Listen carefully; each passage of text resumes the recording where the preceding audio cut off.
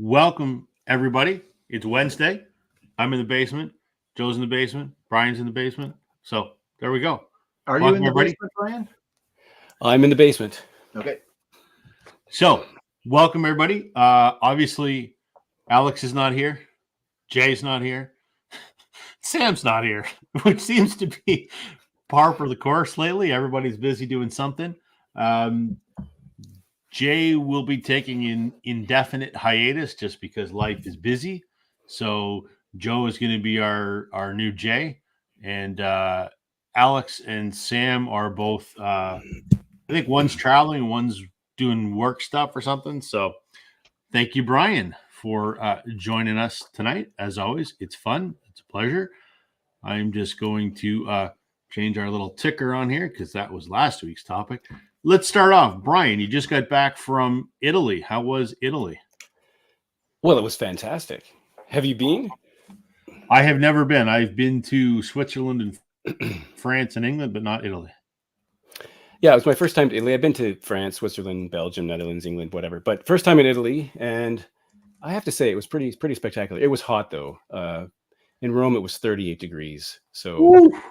It's pretty smoking hot. And yeah, I was having this conversation with someone online. It's like there's so much like not as concrete or asphalt, just like an island of heat. So Sure. not many trees downtown, and we visited the Vatican, and it's just like this open plaza of just concrete. It was so hot, like it was super hot, but it was fun. Like the food was great, culture was great, the expense was noted. It was all fine though. So it was fun. It was really good. 2 weeks. 2 weeks is a lot, but we went to Florence and then Rome. So Nice. I had a lot of Italy. I don't know any Italian now. It's a sad news. I thought I would pick something up. Hello, goodbye, thank you. That's pretty much it. I saw you posted some Italy videos. Unfortunately, I haven't seen them yet.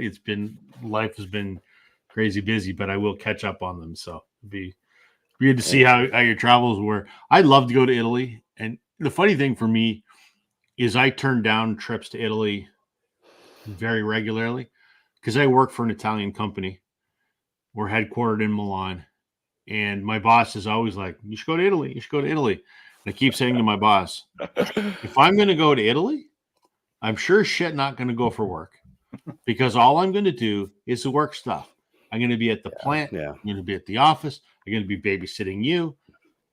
I want to go to Italy with my family and go do stuff. So, no, I have no interest in going for work because I've been many places for work and you never see anything. It's just whatever the work itinerary is. So, yeah. Absolutely true.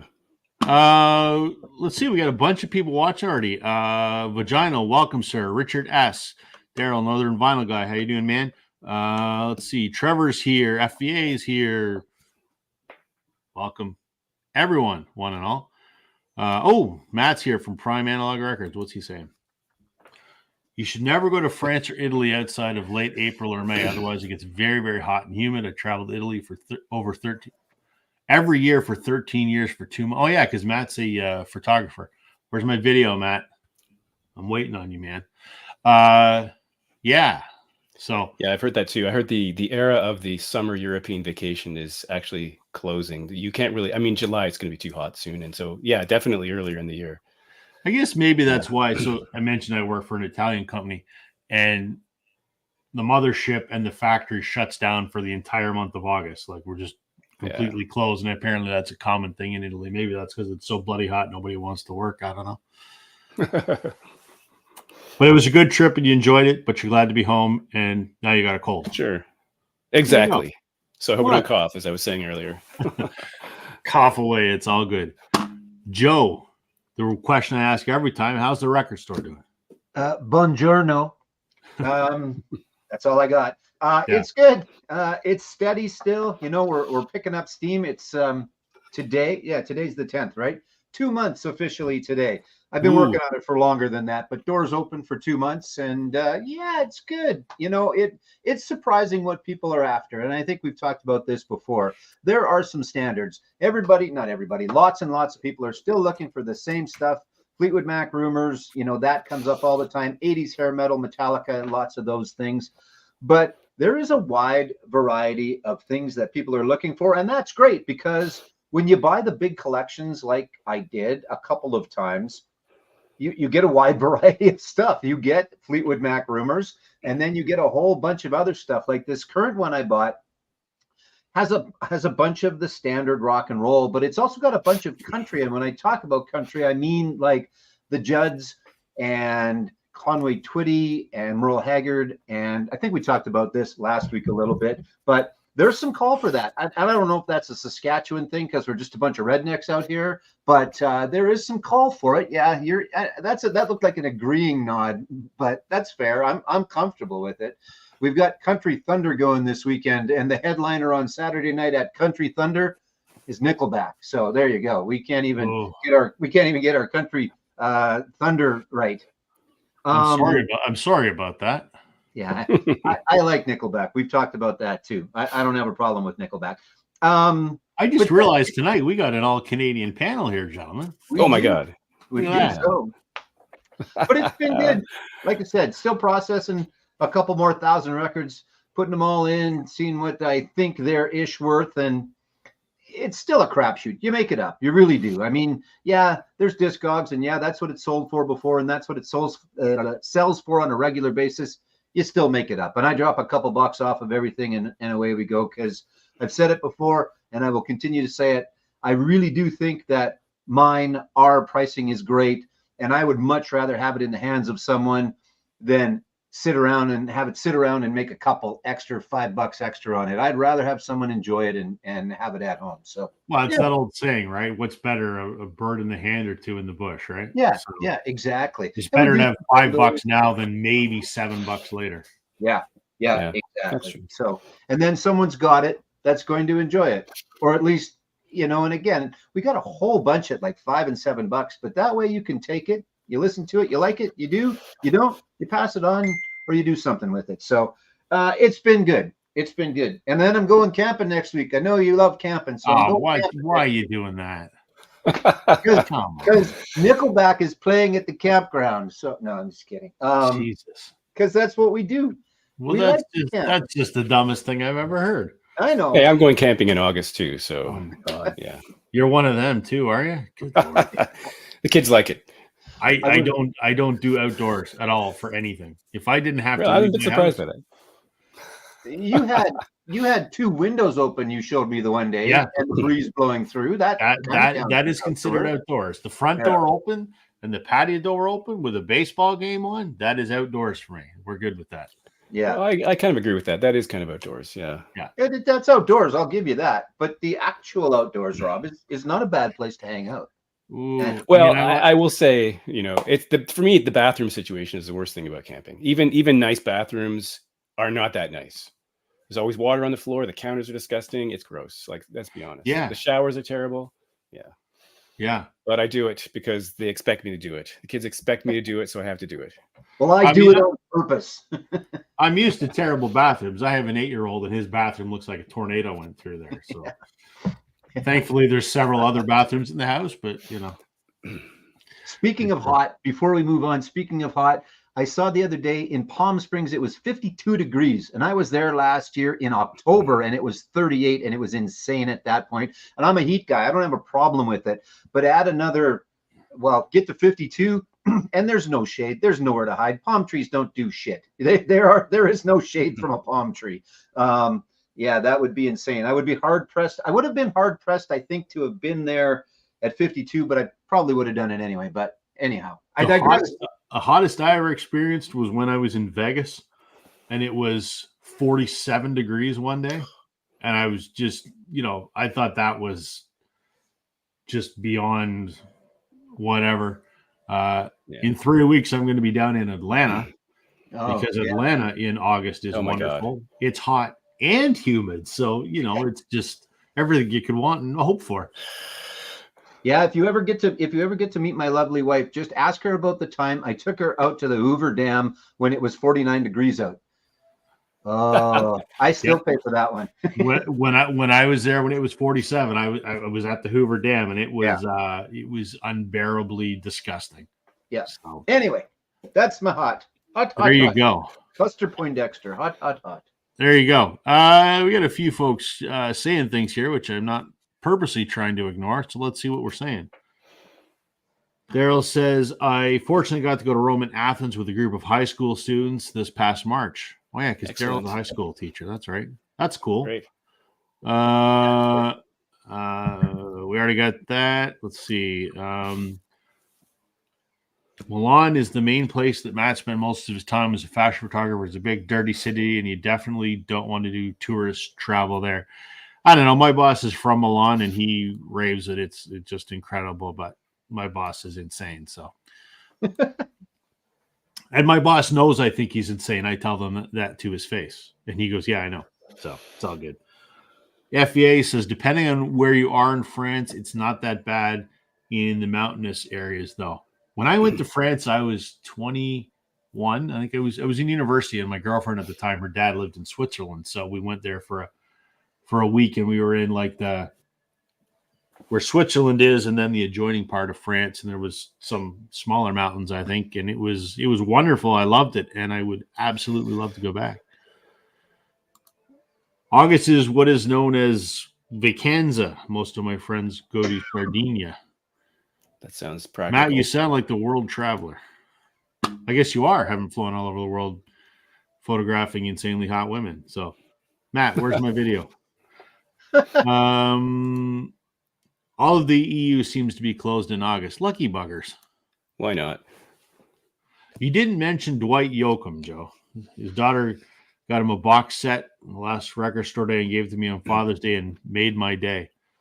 Have any Dwight Yoakam in your collection there, Joe, that you purchased? I have a couple in my collection. I don't know. I haven't got to everything yet of this, but there was a bunch. So hopefully there's some in there. I think they just actually did a reissue. I don't know if it was Analog Productions, but they actually did, I think, his 3 albums. He's still popular. He gets a lot of – he's kind of got a bit of a crossover fan base, I think, where the rock and rollers think he's cool and the country guys think he's cool. So I think he does pretty well. So guitars, Cadillacs, and hillbilly music. Hillbilly music. I remember like someone, I think it was whether my mom or grandmother or somebody listened to that a lot when I was a kid. I remember that stupid album. And I like his version of Suspicious Minds. I think it's a good version as well. So there you go.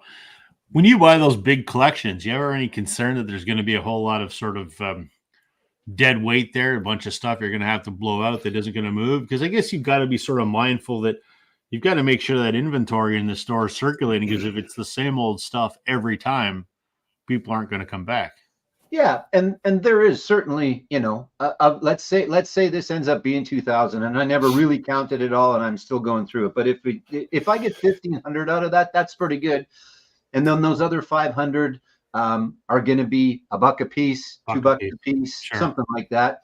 We'll put them out on a table on a Saturday when we're open, and it's like have at her and $1 a piece, and people will go for it. So yeah, there's always that. You very seldomly come across the really good collection where 100% of it is. Right.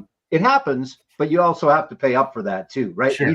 We paid what kind of gets paid, but we didn't pay up for this collection. So there's the 100, 200 ones where you're actually paying a fair bit for. Dylan type collections, it seems like, anyway. So yeah, no kidding.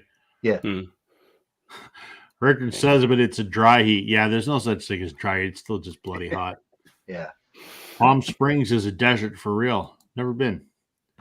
Matt lived in Atlanta too, and it's hot and humid and bad in the summer. Yeah, I have the joy of going there every other August. So August of this year, August 2 years from now, because there's a trade show that I go to, and it is always unpleasant. And the worst part is I'm not wearing shorts because I'm working a trade show.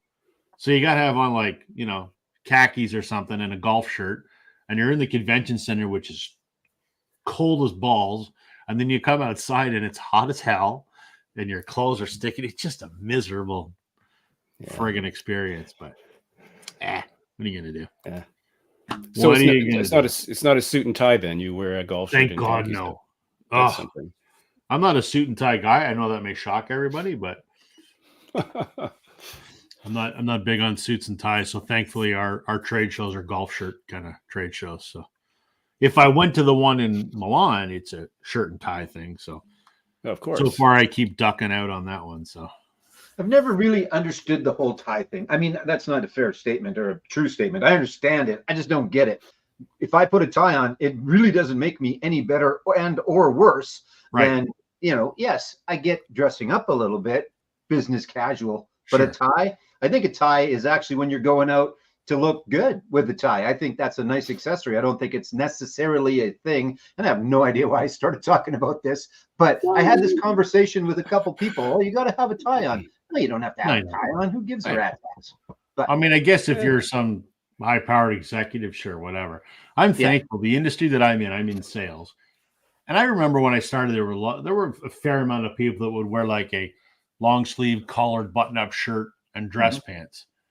And over the 25 years, which alarms me that I've been doing it 25 years because I don't feel that old, but over the 25 years that I've done it, it's now just golf shirt and jeans in most cases. And I'm like, that's my speed. I'm all right with that. You just got to work on the shorts aspect. If you can start wearing shorts, see if anyone says anything. That would just be wonderful. This is what I wore to work today, so that's a good thing.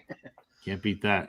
Good work. I'm wearing one that says Fender Stratocaster, but I didn't wear it to work. So, all right. Let's see here. Daryl says a coworker of mine always says that ties are for graduations, weddings, and funerals. Yes, I am with you on that 100%. Yeah.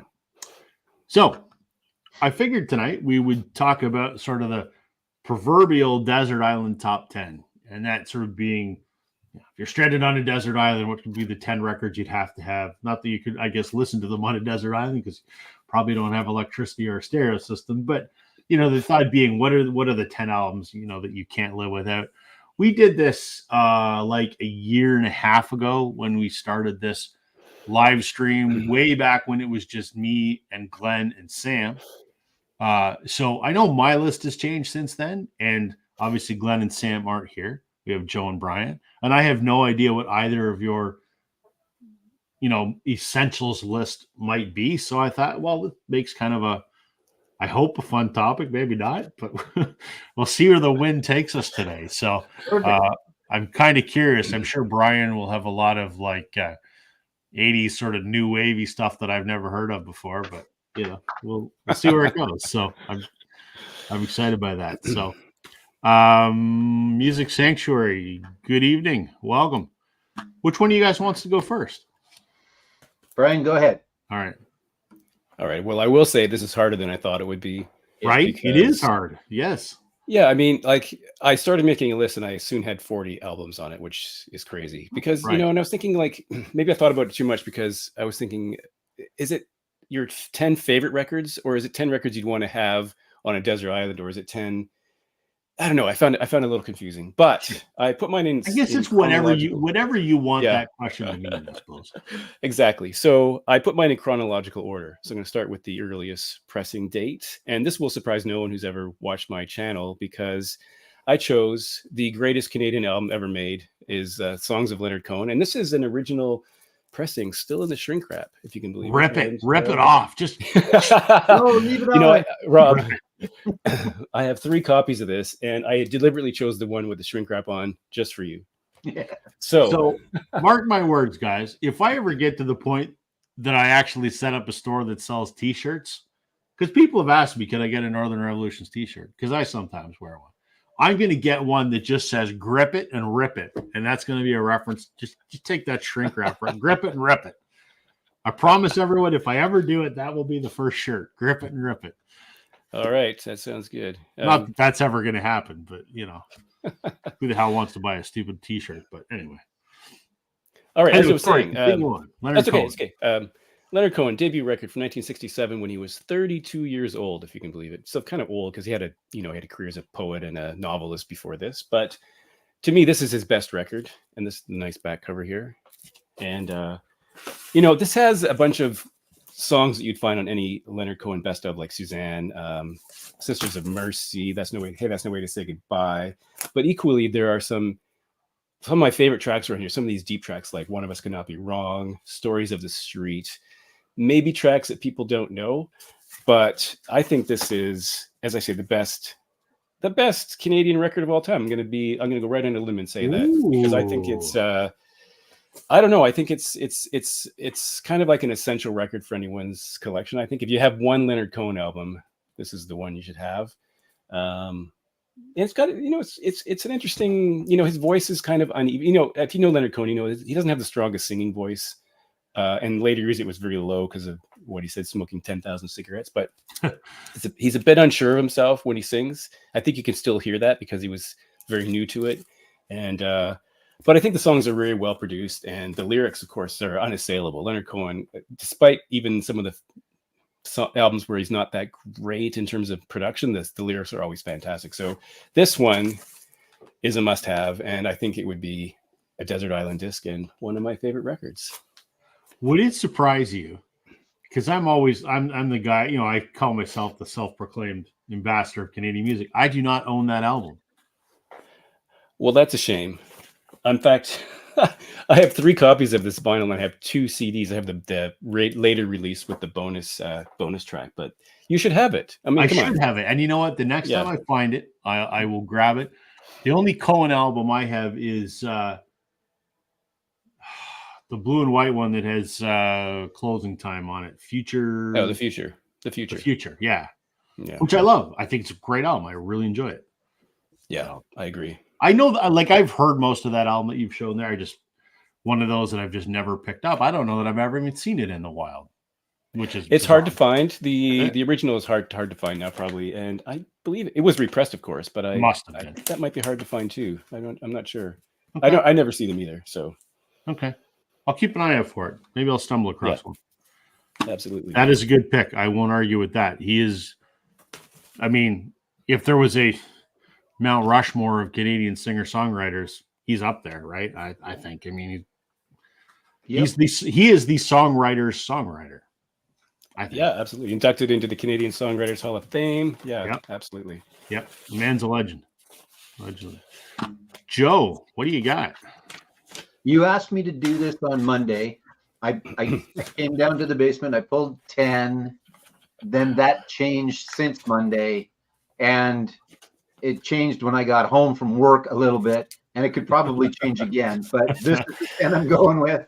If we see, so you're saying if we see you run during the middle of the stream, you're going to pull something else because you changed. Yeah, if I Richard this one a little bit, that's why. But because it's hard. I mean, I look at the stack, and again, I honestly want to change it a little bit, and not that there's anything wrong with what's in it, but I want to change it up a little bit. But that's okay.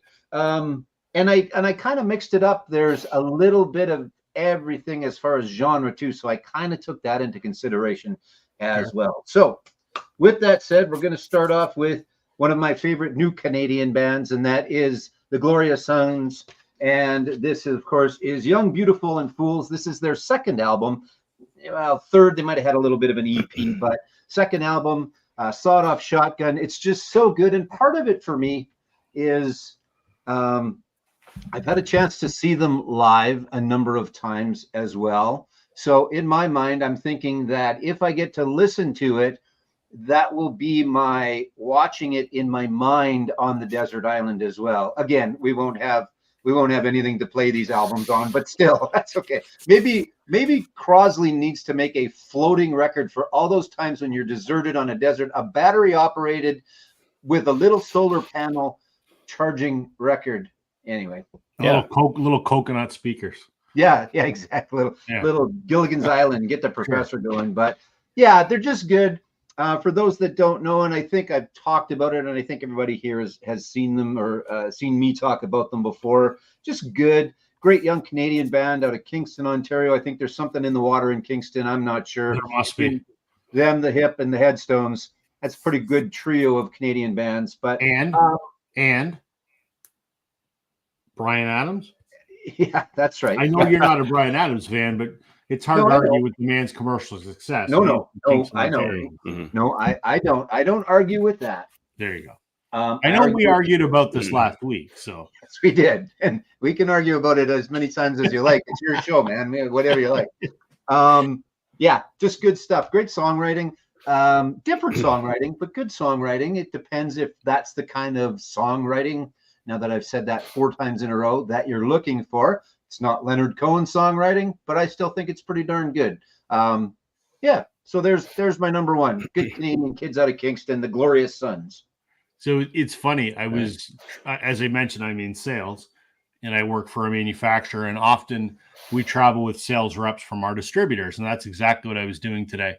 And my distributor rep that I was traveling with today, she's a big music fan, likes Canadian music, and we got talking, and she said, first thing she says, "Did you like the Glorious Sons?" And I go, I don't have an opinion.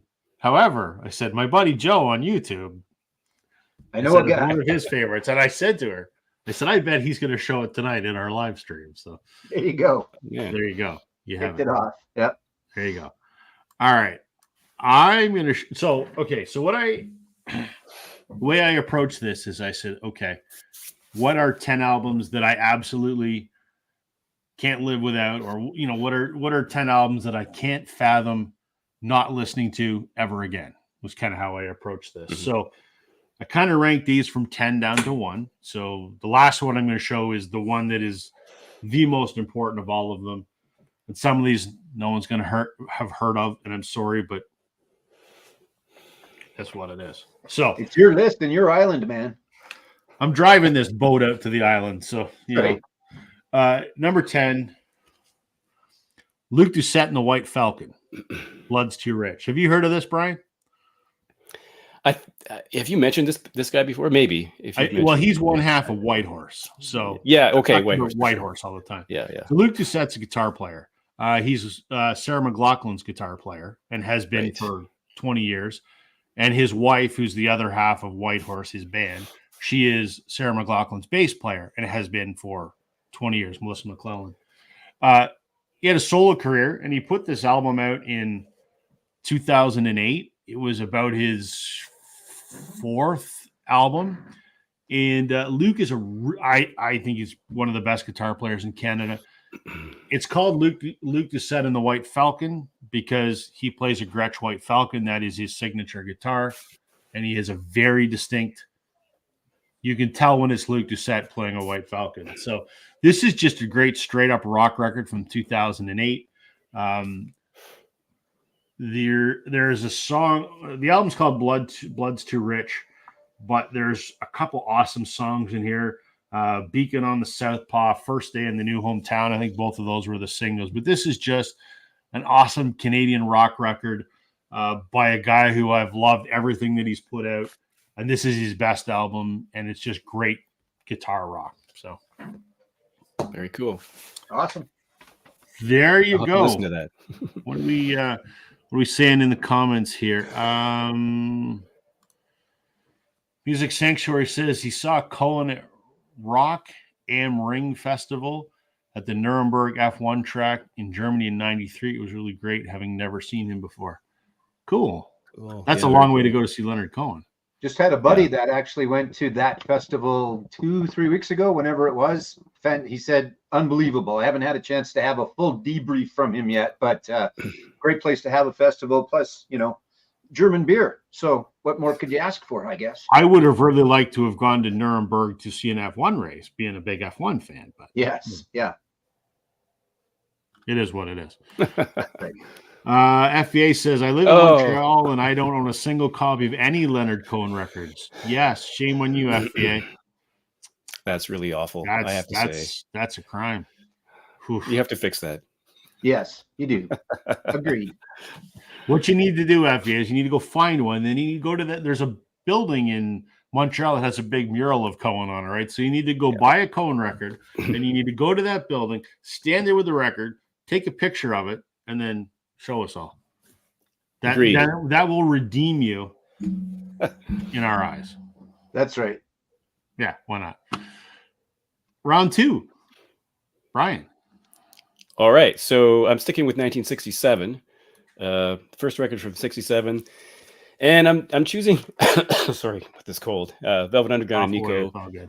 The debut record. So, I've listened to this hundreds of times and I've never gotten tired of it. In fact, every time I hear it, I think this is the most amazing music I've ever heard. I think Brian Eno famously said something like, almost no one heard this record when it came out, but everyone who did ended up forming a rock and roll band. And I think we can't underestimate how important this record was for, you know, the development of alternative music even. And I just think I will say that when I first heard it, I wasn't really taken with the Nico tracks, Sunday Morning, I'll Be Your Mirror. But I actually think those are actually much better. I like them much better now than I did in the past. Although she was only with them for this one record. But, you know, two of my favorite artists of all time, Lou Reed and John Cale, are on here. And just everything about this album just really speaks to me. This is not a very valuable pressing. This is a late or mid 80s pressing that I got when I was buying records, and it doesn't even have an inner sleeve. But this is just fantastic in my opinion. Like Heroin, every time I hear it, sounds like a new track. There's just something about that. The you know, the John Cale drone that goes on in some of these tracks, I think is just incredible. And it really shows Lou's pop sensibility on one hand, but this sort of discordant, kind of aggressive Velvet Underground style on the other hand. So really fantastic. I'm choosing 1967. Great choice. Be on a lot of people's list. Yeah, Joe. maybe. Yeah. All right, I'm gonna cheat. Can I cheat? I'm gonna You cheat. can cheat. Sure, there's no All right. rules here. Man, Because it's a desert island, man. It's like Lord of the Flies. whatever you like. Okay, because if we're gonna actually do 10, these two have to count as one, but I think they do because they're Kiss Alive 1 and Alive 2. Yes, I know. We're just disagreeing on a lot of things. Are you sure you want me on every week? Absolutely, man. Right? Yeah. Yeah, I mean the complete and utterly opposite of the classy that Brian just showed. But what are you going to do? I love it. I loved it back in the day. I still love it. And if you're going to have some Kiss albums as fake live as they are, you might as well have these ones. They're kind of greatest hits. You know, there's some good stuff on here. Yeah, I mean, I realize they are an acquired taste. I realize there are a lot of not negative things. That's not the right way of putting it. I realize, but I don't care. I like these guys, and I'm going to take these two albums because, again, they kind of are one together, Alive 2 and 1. That's fair. You can count that. You can count that as one selection. It's all Cool. good. We'll let it slide. Thank you very much. We'll let it slide. Okay. Let me ask this because I don't get Kiss. I'm going to make us Yep. all equal here again. What is the appeal of Kiss? I don't get it. To me, now listen, this is ignorant, and people can say that I'm a fucking moron because it wouldn't be the first time I've heard it. It's all good. To me, it just seems like I don't. It seems rather superficial, and the music is very simplistic. And I'm not saying that to be judgy. Like I don't disagree with you. Listen, I own a Spice Girl record, so what the fuck do I know? But sure. I'm asking because I'm legitimately interested. People that are Kiss fans are wildly passionate about Kiss. What is it about Kiss? Is it the showmanship and the fireworks and the costume? Is it Paul Stanley's chest hair? Like what is it? It's not Paul Stanley, actually. It was a timing thing. I think that plays a big factor in it. I was 10 or 11 when they played on the Paul Lynde Halloween special back in 1970X. I saw them and went, holy shit, because they had all that stuff going on, and I just fell for that, and I continued to fall for that. The writing, you're right, you nailed it. I mean, it's not deep. It's about girls. It's about whatever. It's about drinking. It's about that kind of stuff. It doesn't have to. Like, listen, I'm not criticizing. I'm not saying it has to. No, I know. I'm just not at all. But I was just trying I to. I realize I'm not listening to Kiss for the lyrics by any means. A big part of it is the show. Okay. Because a big part of them is the show, right? They wrote some good songs and they had some good albums. But once that show went away and the makeup went away, they died off. Now they came back because they put it all back on again, and they had some decent non-makeup stuff as well. You know, it fit in with what was going on at the time. But yeah, a big part of it is definitely the show for me anyway. Okay. So plus I like the music and it's good. And, you know, they still sold a whole bunch of albums, and you're not at the show listening to the album. You're listening to the album. So.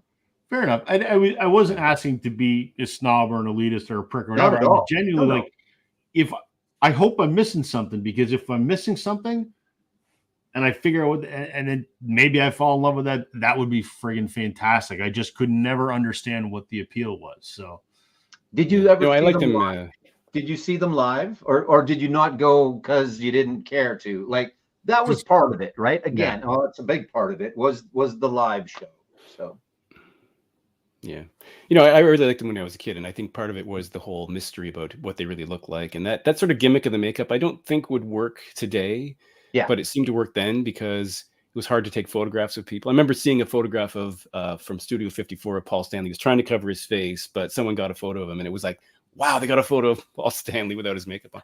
Yeah. But, I think I kind of lost interest in them at a certain point. But as a kid, they really appealed to me. The whole Kiss Army thing, the makeup, it was all very interesting. Yeah. But now I still have some. I don't really listen to them. So I listen to those albums, right? Because that's kind of what takes you back. And I saw them last year in the final tour, and it was really good still. So, but I 100% understand why people don't like them or don't get them, I guess, whichever you want to call it. Yeah, for me, it's not that I don't like them. I just don't understand. Obviously I'm missing something, clearly. And well, I think also I'm far from the smartest person in the world, and I don't know shit about music. So, well, I will say, sorry to interrupt, but when I was a kid, it was the best band you could ever listen to that would really alienate your parents, because that was Rebellion and Bing Crosby. Oh yeah, right? that was a little bit. Yeah. Sure. Oh yeah, my parents heard a lot more Kiss than I think they wanted to. That's for sure. From the basement, but. Yeah. All right, so let me ask this then: if I wanted to dip my toe in the Kiss pool, where do I go? For me, the three in a row of Destroyer and Love Gun and Rock and Roll Over, not wrong order, but anyway, that for me is the best. But again, that was when I first got into them, so I think those are the ones that have stuck with me the most. People love those first three. They didn't do very well, but people love those first three. But Destroyer and Ezrin and Beth being on there isn't a distraction, but it's a little different. Flaming Youth, Shout It Out Loud. There's just a lot of good stuff that appealed at the time and still appeals. Okay. Yeah.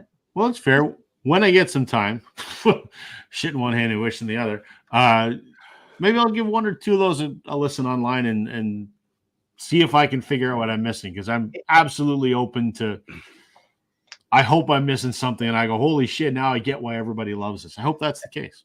Yeah, it might be. You can still join the Kiss Army. Yeah, that's right. We'll still take you. It won't be. I will say it won't be like your recent discovery of Springsteen. I don't think it will be that for you. No, probably not. That was almost epiphanous, if that is a word. Yeah. So it is now. There we go. I'm going to trademark epiphanous. Put it in the dictionary. Perfect. I mean, Richard makes a good point here. There are folks who also don't get the Beatles. Yeah, absolutely. There are people. I don't know. Why are they? Fair point. Absolutely. Yeah. Trevor says he went to the first reunion show in '96 in Detroit, and he felt like he was 8 all over again. That's one of the cool things about music, right? That you can listen to something and it takes you right back to 30 years ago or whatever. Yeah. So that's cool. Music Sanctuary says, I saw Kiss's first North American concert here in February of '74 at the Jubilee Auditorium. Calgary was on the 6th. It almost got canceled by the local fire marshal when he found out about the pyrotechnics. Yeah, I can imagine. And Richard's saying that 75 to 78 stretch of Kiss is pretty essential. Okay. I pledge that I will try some of it and report back and let you know what I think. Cool. There we go. All right. So I guess I'm up for number 2 then. So let's do this here. Okay. I mean, none of these are probably a big shock, because most of these are probably talked about at various points throughout the 250 some odd videos I've done on YouTube. But Rodriguez, Cold Fact. I'm sure probably everyone knows the story. Sixto Rodriguez, folk singer from Detroit, was, in the early 70s of that similar ilk, I would say, to Bob Dylan, in that it was sort of somewhat politically motivated folk music. So he recorded this album in, I think, I want to say 71 ish, and it was an absolute flop in North America. Somehow it made its way over to South Africa and Australia, and was monster success over there, especially in South Africa, because it resonated with the folks dealing with apartheid back then. And unbeknownst to Rodriguez, he was the biggest selling artist in the 70s in South Africa. Outsold the Beatles and Elvis. If you want to see it, there's a documentary called Searching for Sugar Man, which is absolutely fascinating. They knew nothing about this guy in South Africa because it tells you nothing about it on the liner notes. It doesn't even tell you that his name is Sixto. And this was pre-internet, obviously, by 30 years. So the urban legends grew that he had taken his life on stage and all this. And long story short, he eventually finds out that he is uber famous in South Africa. And for the last 20 some odd years of his life, toured the world, supporting this and his second album, which was also a flop. And I got the privilege to see Rodriguez about maybe 10 years ago now. It was phenomenal. It was just him, no band, just him. And he was awesome. I met him very briefly. I love this album just because it's different than anything else that I own. Obviously, I don't connect with the, political suffering and whatever, the economic hardships and that he was talking about, but I still really enjoy the music. And this, you can't help but think the story is fascinating. This guy that worked for 20 some odd years as a construction worker, not knowing halfway around the world, he was like the most famous person in the country. So, I mean, you can't write that kind of stuff. So, I absolutely love this album. The other thing I love about it is when my son was a baby, like a year and a half, 2 years old, whatever. As children that age are, they're often difficult to settle down. And, at nights when he'd be crying or whatever, we'd go for a ride in the car and put on the song I Wonder. And it was the only thing that would calm him down. So always a kind of a fun memory. So I could not live without this album. I have listened to it 1,000 times and it never gets old for me. And I absolutely love it. I'm quite thankful to have a South African first pressing, which are, at least here, stupidly crazy to be able to find. So anyway, Cold Fact by Rodriguez is my number 2.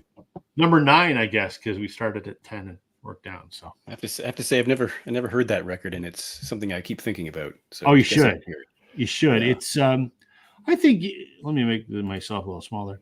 I mean, it's like I said, it's sort of Dylan-esque. I mean, he doesn't sing like him, but it's the same sort of, he grew up and lived in sort of the ghettos of Detroit. So, there's songs about, the drug dealer on the street corner, and, Detroit is not a great place. I'm not saying that to knock the city, but, it's had its economic hardships and whatever. So, it's kind of that sort of folk music, but it's catchy and it's entertaining, and he's got a great voice. I mean, he's of Mexican descent, so you can hear a little bit of that in his voice. But it's a really, really enjoyable album, and I'm so glad that a friend of mine 10 years ago said you've got to see this documentary, Searching for Sugar Man. And I'm so glad that I did, because it's phenomenal. So you can find, there's tons of reissues. I mean, the soundtrack for the movie is kind of hard to find. His second album is called Coming From Reality. It's okay, but the first album, Cold Fact, is great. It's actually got a white cover on it, was how it was released in the rest of the world. But Light in the Attic did a couple different reissues of it. I think Blue Goose did a reissue. So there are reissues floating out there. They're pretty common. You can find it in most record stores in the new vinyl section. They're there. It's definitely worth picking up, I would say. FVA is great ones. There's something about moving. There's something moving with Rodriguez's voice. Yeah, it's got this kind of. It's kind of got this kind of old soul, and you can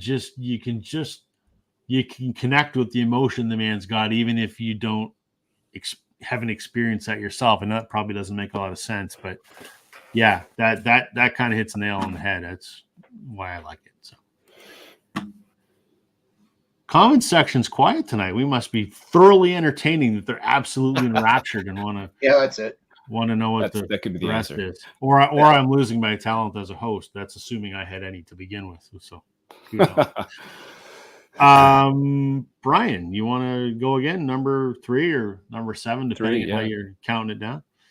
Well, as I say, I put them in chronological order. So the third record, sure. And this one ties in with the last record, and this will be no surprise to anyone who has watched my channel because I have chosen John Cale's Paris 1919. Of course, he was a founding member of the Velvet Underground, and this couldn't be any farther from the sound of that record, the Velvet Underground, than this. This is a beautiful kind of Baroque pop. What I would say it's a masterpiece. It is literary, thoughtful, engaging, has some string work, very calming at times. There's nothing abrasive about this record considering what he did later, but just beautiful, thoughtful songs. Here's the back. John Cale dressed in white. I don't know what else to say about this, but I just think that it's a short record, though. It's just a hair over 30 minutes. So it's a very short record. So it made me question whether this is the one I would actually take to a desert island. But there's just so many great songs on here that if anyone hasn't heard this, they should hear this, because I think it's just lush and not what you'd expect from John Cale, really, given his history and what he did after this. So a little sort of I don't know, Baroque pop is what it's usually called, and I think that's probably a pretty good description of it. And I just think it's fantastic. Cool. Yeah. Richard is saying he loves getting new music on these streams. Cold fact is new to me. Well, give it a stream, Richard. Let me know what you think. I'm curious to see if anyone else shares the same opinion. FVA says we're doing a great job tonight. Thank you, sir. We appreciate it. Joe, what do you got? I feel like I'm going fairly mainstream, but that's all right. I got a bunch of those coming, so it's all. It is what it is. Here's the thing. Brian's making me let me go off on a tangent for just a second. Okay. I get frustrated. Right. I've said it before. There's some snobbery in the VC. And people look down on you if you like something that's commercial. It's successful, so you can't like it. Why not? Spoiler, everybody. I'm going to show Fleetwood Mac's Rumors at some point in time. One of the most commercial albums of all time. Does that mean its quality as an album? No. So who cares if it's commercial? Knock yourself out, man. This one was, because it's this one. There you go. Hard to argue with this one. Again, I said I mixed it up a little bit. Now, obviously, kind of staying in the hard rock. And what can I say about this album that everybody doesn't already know? And again, it was a time frame type of thing. I was still drinking. I was still going to the bars, and I was still, watching rock and roll bands and things like that. And it's just good. I just like it. And again, they're good live for me, which always is a factor as well. They weren't the best last year at Power Trip. They were okay, but it's just a good album. And Use Your Illusions 1 and 2 are also good. But if you're only taking one, this is the one from GNR to take. So I like listening to Slash. I liked Axl's voice from the first time I heard both versions of Axl's voice, if that makes sense. Just the way that he, has a couple of different things going on. Yeah, commercial as hell, but I like it. So what are you going to do? It is what it is. Good as hell. I mean, shit, I was a teenager in the early 90s. I was a young kid in the late 80s. And, man, GNR was everywhere. It was all over Much Music. It was all over the radio. Yeah. Yeah. Slash is one of the reasons I wanted to learn to play guitar. I mean, the guy's friggin' incredible. So I'm with you. Are the lyrics deep? Don't need to be. No, not necessarily, but they're well written about the subjects that they are writing about. Right. You have to take a songwriter for what they're writing about. Axl wrote some great songs about doing heroin, right? I mean, does that make it less? Does that make it less lyrically well done? I don't think so. It's not a subject that comes up a lot. Well, I guess it is actually, because there's a lot of people that have written songs about heroin, but still, they just wrote good songs about the stuff that they wrote about, which obviously. I got to ask, is that inner sleeve from Vinyl Storage Solutions by any chance? This one, I do have a bunch. No, this is the I think I the gotta squeeze it in somewhere, buddy. If you need record sleeves, folks. I think I do have one, and I was going to get there for you. Give you a little segue, but yes, this is from Vinyl Storage Solutions. See, there you go, folks. VinylStorageSolutions.ca, promo code Northern10. You'll save 10% off your order. Just saying. Exactly. I gotta shoehorn that in somewhere in every live stream. Listen, I'm making enough sense on there that my next order I don't have to pay for my record sleeve. So we all have to sleeve our stuff, or we all should sleeve our stuff. So why not do it through that? Storage Solutions, exactly. And since we're an all Canadian panel this evening, we're going to support an all Canadian company. Exactly, that's right. Manufactured in Quebec and had based out of Winnipeg, and away you go. And in all seriousness, tangent, I'm ordering some of their box set sleeves because I want to try them because I got a bunch of box sets I'm going to sleeve. So do it. They innovate. I don't know how you could. I mean, it's weird to say they innovate, but they do. They innovate the sleeve market. They do, and they have something new coming out that I'm not allowed to talk about yet. But I reached out to the owner and said, "Hey, do you make this?" And he goes, "Funny you should ask. I just finished making the prototype for that, and I'm going to send you some." So, excellent.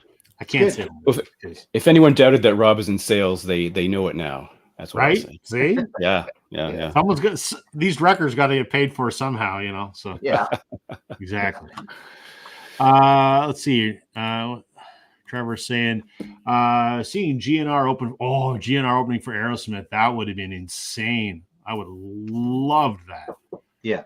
At least he started on time. Yeah, that's fantastic. Daryl says GNR is excellent stuff. You can't go wrong with Paradise City. Welcome to Jungle, Mr. Yeah, they're all flipping amazing songs. Yes, Richard, you can. All right. My number 3 or number 7. Yeah. Or whatever. Listen, this is an album I've shown a few times, but again, it's one of those albums that I can't imagine not listening to. And I know that both of you guys will know this, some of the panel may not, but this 90s Canadian classic, Man of Marshall. Yep. I mean, 10 songs in here, 6 of them were singles, all over Much Music, all over the radio. You still hear it in the grocery store. You still hear it at the dentist's office. I mean, some of these songs like Dark Horse and Birmingham and Let It Rain. I mean, you hear them all the time still 30 years later because this came out in 95. So they just put this out on vinyl a couple years ago because she was away from music for 20 years because of a legal dispute with her manager. So now she's made a comeback last year, and I absolutely love this album. Her second album, Tuesday's Child, is equally as good. Some pretty amazing people on here. Leland Sklar plays bass. Tim, what's his face? The session guitar player. I look it up. Tim Pierce. Both those guys are on YouTube. They've played on everything. Pretty big lineup for her debut record, but this is just a fantastic pop rock, I guess is what you'd call it. I mean, I think she kind of sounds like Sheryl Crow with a little bit of soul. So just a phenomenal record that I absolutely love and cannot imagine not listening to. So a couple of songs, I think, co-written at least by Christopher Ward of Much Music fame. Is it? I think was he in there? I know he wrote stuff for Alana, but I thought he also wrote some stuff for her too. I think. I don't know if it's. I think, but yes, because he was a pretty good songwriter. He's got a couple albums himself. Actually, I'm not sure that I would call them good, but they weren't horrible. But he co-wrote. Let's see here. He co-wrote "Beautiful Goodbye," and Let's Get Lost. Oh, that's a great song. Yeah, he's written a few songs on here. So yeah, and was he Black Velvet? I can't remember if he was part of Black Velvet. I think he did something for Amanda, or pardon me, for Alana Miles. But yeah, he could have been. So yeah. let's see here. Where are we here?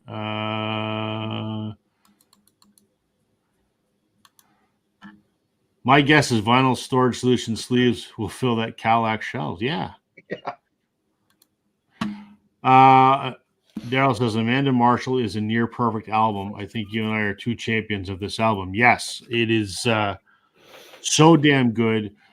There's rumors, Daryl, that Tuesday's Child is going to come out on vinyl this year, because when it came out last year, I commented on something that Amanda had posted on Instagram and asking if that was ever going to come out. And she said, stay tuned next year, smiley face, ... So I'm hoping that that in fact does come true. So that would be pretty incredible. Music Sanctuary saw the GNR Use Your Illusion tour in Germany. Is one of the best concerts I've seen. They played 3 hours and no fights or brawls on stage. Even Axl was well behaved.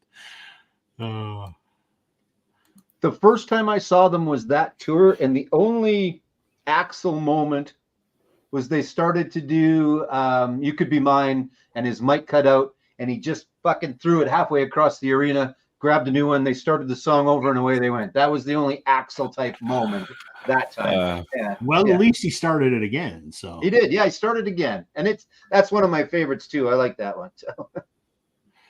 Vaginal saying Between Them Buried in Me, Colors, Fish, one live one, Death, The Sound of Perseverance, Talking Heads, Stop Making Sense, Opeth, Laminations. I guess he's given us his list here. Let's see what's part 2 is. Neil Young, Way Down in the Rust Bucket, Jeff Beck, live Ronnie Scott's The Who, live at Leeds, Porcupine Tree, Anesthesize, if I can say that correctly, King Crimson Meltdown. Those are some good picks. I don't know all of them. Yeah. I mean, I know all of those, but I haven't heard all of those. But pretty solid list. Yeah. Okay, Brian. 4 or 6, however you want to count it. Or 1974. Sure, we'll go that one. So I chose, and I was struggling with 4 records from this guy, but I ultimately chose his debut record. That is Brian Eno's Here Come the Warm Jets from 1974. And this features, he was formerly in Roxy Music for the first 2 records. So it has some Roxy Music alumni on here, like Phil Manzanera, Andy McKay. And it features Robert Fripp from King Crimson, of course. This features my favorite Brian Eno track, which is Babies on Fire. But honestly, the first 3 records and then skip ahead to Before and After Science are all maybe equally as good. Although by the time you get to Another Green World, half that record is really has a lot of ambient pieces, which are phenomenal, I have to say. But some of the tracks on here are just so mesmerizing. Like the title track, Here Comes the Warm Jets, is just phenomenal. Some of them are old, fantastic. Blank Frank. I mean, it's this, everything in here is like, I don't even know how you describe it. It's rock, I guess, but sort of maybe art rock. Really interesting. Oddly, this is a remainder cutout, which is a little strange considering that, I don't know, it's interesting. EG Editions. This is fantastic. But again, I like everything he's done, even the ambient stuff. But this one just has a special place because it was the first one. It has my favorite Eno track on here, but fantastic. Can't argue with that. Nope. All right. I have no Brian Eno except for the stuff that he did with you too. Oh man, really? Wow. Yeah. Okay. Sorry, man. We can still be friends. I hope so. We can still hang out. Yeah. We can all be different. I don't have the massive volume of records you've got back there. So okay. Some may say I have too many. No, that wash your mouth out with soap. Don't say that. Anyone who said that you should not be friends with. There's no such the question thing. The question I get from my partner is, what are you going to do with those records when you retire? And I'm going to listen to them. Right. You should be. I'd say to her, you should be more considerate about what I'm going to do with them when I'm dead. Yeah, that's true. That is true. Yeah. All right, Joe, what do you got up next for us? Up next, I have one from, in my opinion, the greatest songwriting pair that there ever was. And it's not Lennon and McCartney, and it's not Mick and Keith. It is Elton and Bernie, and it is Goodbye Yellow Brick Road. If I can get it facing there. Just the music that those two have put out. Now, obviously, I like the other guys that I mentioned, but again, I think I wrote these songs. Here's the music. Okay, I'm going to go write the music for said lyrics now. I mean, if you're to believe the movie, it's like it was like they were just meant to be, and they found each other. If there's kismet in the world or whatever, they found each other, or they got together, and then they just kept getting it right for a long time. They get a lot of credit. They also get a lot of crap. I think a lot of people discount Elton John, and I have no idea why. Maybe because he was too friggin' popular. I don't know. I think that sometimes factors into it a little bit, because they just right from the start, like right from your song, later on, I could take or leave the Lion King stuff and things like that. But right up until then, and even current, and he's doing some duets with like Dua Lipa and things like that, and that's a little different. But when these guys were on, including this record, they were just on. They were just good. Plus, it's a double album, so if we're taking 10 with us, you might as well take some doubles, right? What the heck? So I've done that too. Yeah, one of my favorites, and it's just good.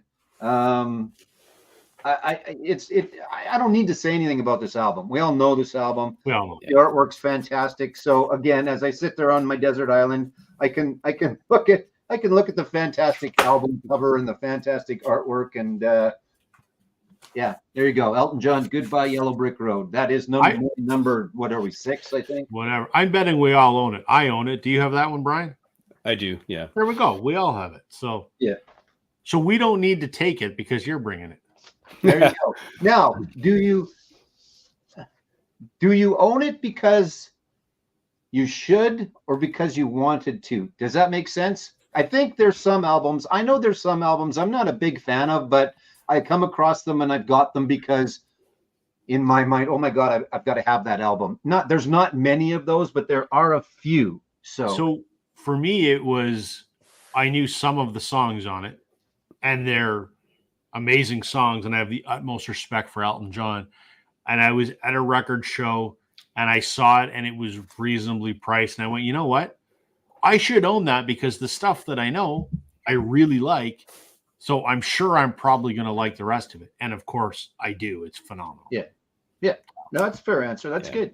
That's good. My copy was a gift from my father for Christmas when I was a kid. He picked it out, went to the store, but he laughed at some of the song titles. He was sort of surprised by some of the song titles. Like, yeah, you know what they are. There's some good ones. Jamaica Jerk Off. There you go. That's probably the one, right? social disease. Yeah, there was a few. Yeah, but Roy Rogers, like, there's a lot of. I mean, there's obviously the big hit, but Funeral for a Friend and Love Lies Bleeding, like, he started with that a couple of times when I saw him, and him and the band just killed that. Yeah. Just sounded so good. But even Roy Rogers, Saturday Night's All Right for Fighting. I mean, yeah. Anyway, I digress. Onward and upward. All right, digressions are allowed. So cool. Going back to what Brian showed, FAA is saying he recently bought Frippinino's No Pussyfooting. Really interesting collaboration, and some of his songs like Third Uncle sound way ahead of their time. I agree. No Pussyfooting is astoundingly good. I agree with you about Third Uncle. And actually, have you heard Bauhaus's cover of that? It's also really great. Yeah, fantastic. Got another vote for Bernie and Elton. John's going to go with it too. Daryl says Elton's 70s music is fantastic. Hard to go wrong with his discography during that period. Yeah, of course.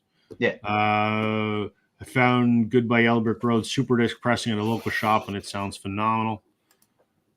Elton 70 to 73 was great. After that, John got lost. Yeah, You can't get lost, John. You walk everywhere. You've got maps on your phone. That's right. I don't know. I was still a fan of I'm Still Standing and things like that. Again, the Lion King stuff didn't do anything for me, but there was some decent 80s Elton. Not the same as the 70s, but there was still some decent 80s. Sure. All right. I'm up next here. And thankfully, Joe has shown a double album, and Joe has also shown a live record. So I'm going to show a live double record. That's what we're going to go with. Excellent. The band Rock of Ages. Nice. When people ask what kind of music do you listen to, the Beatles is always number one. The band is always the second act that I list. I mean, this is something that my dad and a passion my dad and I shared, and my dad got me into this band, pun intended. And so I love everything that they did up to and including the Last Waltz, the post Robbie Robertson stuff. That's a whole other conversation, but their studio albums are great. But above all else, they were a live band. I mean, they were in, I mean, I never got to see them live. My parents did. But in all the concert footage you see and everything, they took it to another level when they were on stage. They just elevated the music. So this Rock of Ages was a residency that they did at the Academy of Sound in New York in the mid-70s. I don't know exactly when, but 70s at some point, I think. Anyway, it was a hell of a concert. It was like a 3-night thing, and they've distilled that down to what is on this double album. The whole thing has been released as a CD box set called Live from the Academy of Sound, but this is kind of the best of that 3-night residency, and it's phenomenal. It's got all the hits on it and other stuff. I mean, everything they did was awesome. They've got, stuff like Stage Fright and the Night They Drove Old Dixie Down and The Weight and The Shape I'm In.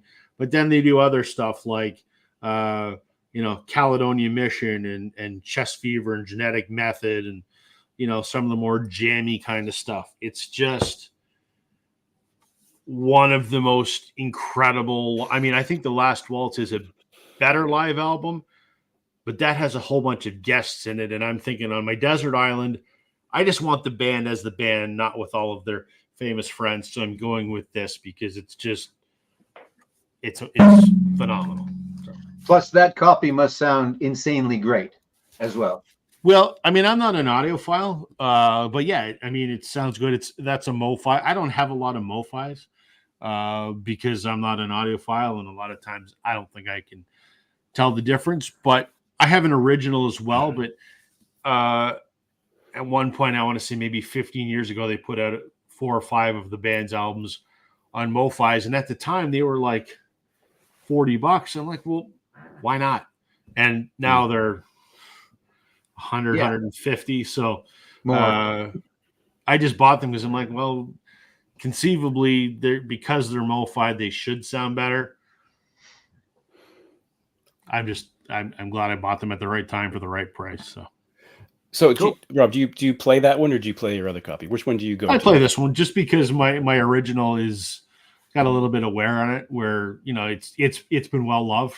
So it was either find another one of those or buy this one when it was new. So I bought it more so that it was new and not as much that it was a MoFi. So that's the one that gets played. So. All right. Yeah. Cool. Music Sanctuary +1 for the band. Robbie Robertson is a Canadian legend. Yeah, he. I've thoughts about Robbie Robertson.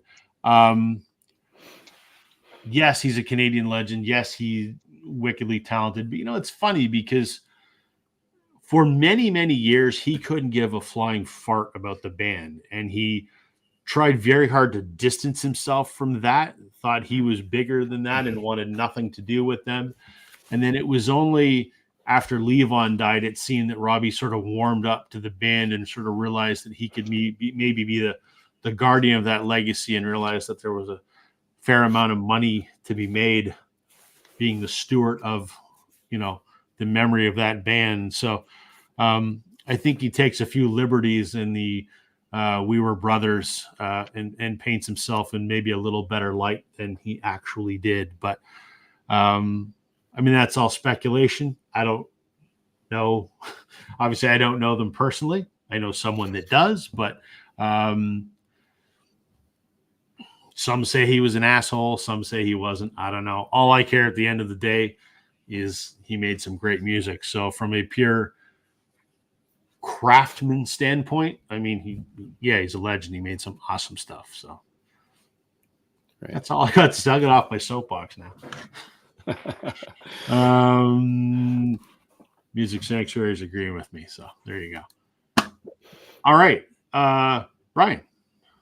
All right. So speaking of double albums, I've chosen a double album. A record I've showed many. You're on a desert island, right? You need to get your bang for the buck. Right. You do, and I've showed this before on my channel. It's the London Calling by The Clash.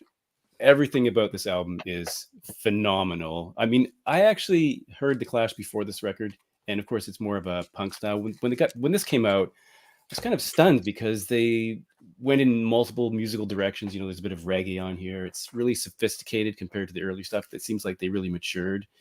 And I bought it on the strength of the hidden track on side 4, Train in Vain, which isn't printed here. And I found out that that's not even anywhere close to the best track on this album.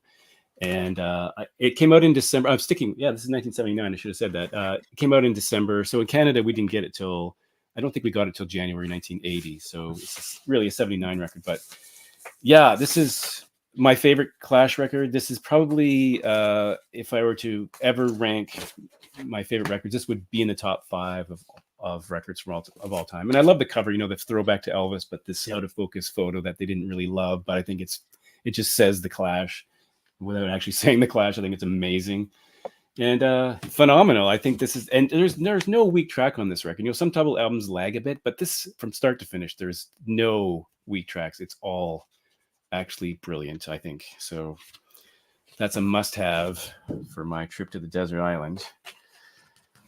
Very good. I don't think anyone can argue with that one. Nope. Good. My biggest concert regret. I'm in Calgary. I'm staying with my aunt. The Clash is playing. They won't let me go by myself. I'm not old enough, and nobody wanted to go with me, so I did not get to see The Clash. Oh, and man. I'm still pissed off at my whole family to this day. I should have just. I've never seen them either. I've never seen them either. You should have. Yeah. But oh well. Hold on before you get started there, Joe. Yeah. I was saying I really do like London Calling, one of those essential albums that I do not own. Oddly enough, Fleetwood Mac is another one I don't have. Time to get with the program, I guess. Well, it's funny you should bring up Fleetwood Mac, Daryl, because hang on till Joe's done. Hang on. Spoiler alert.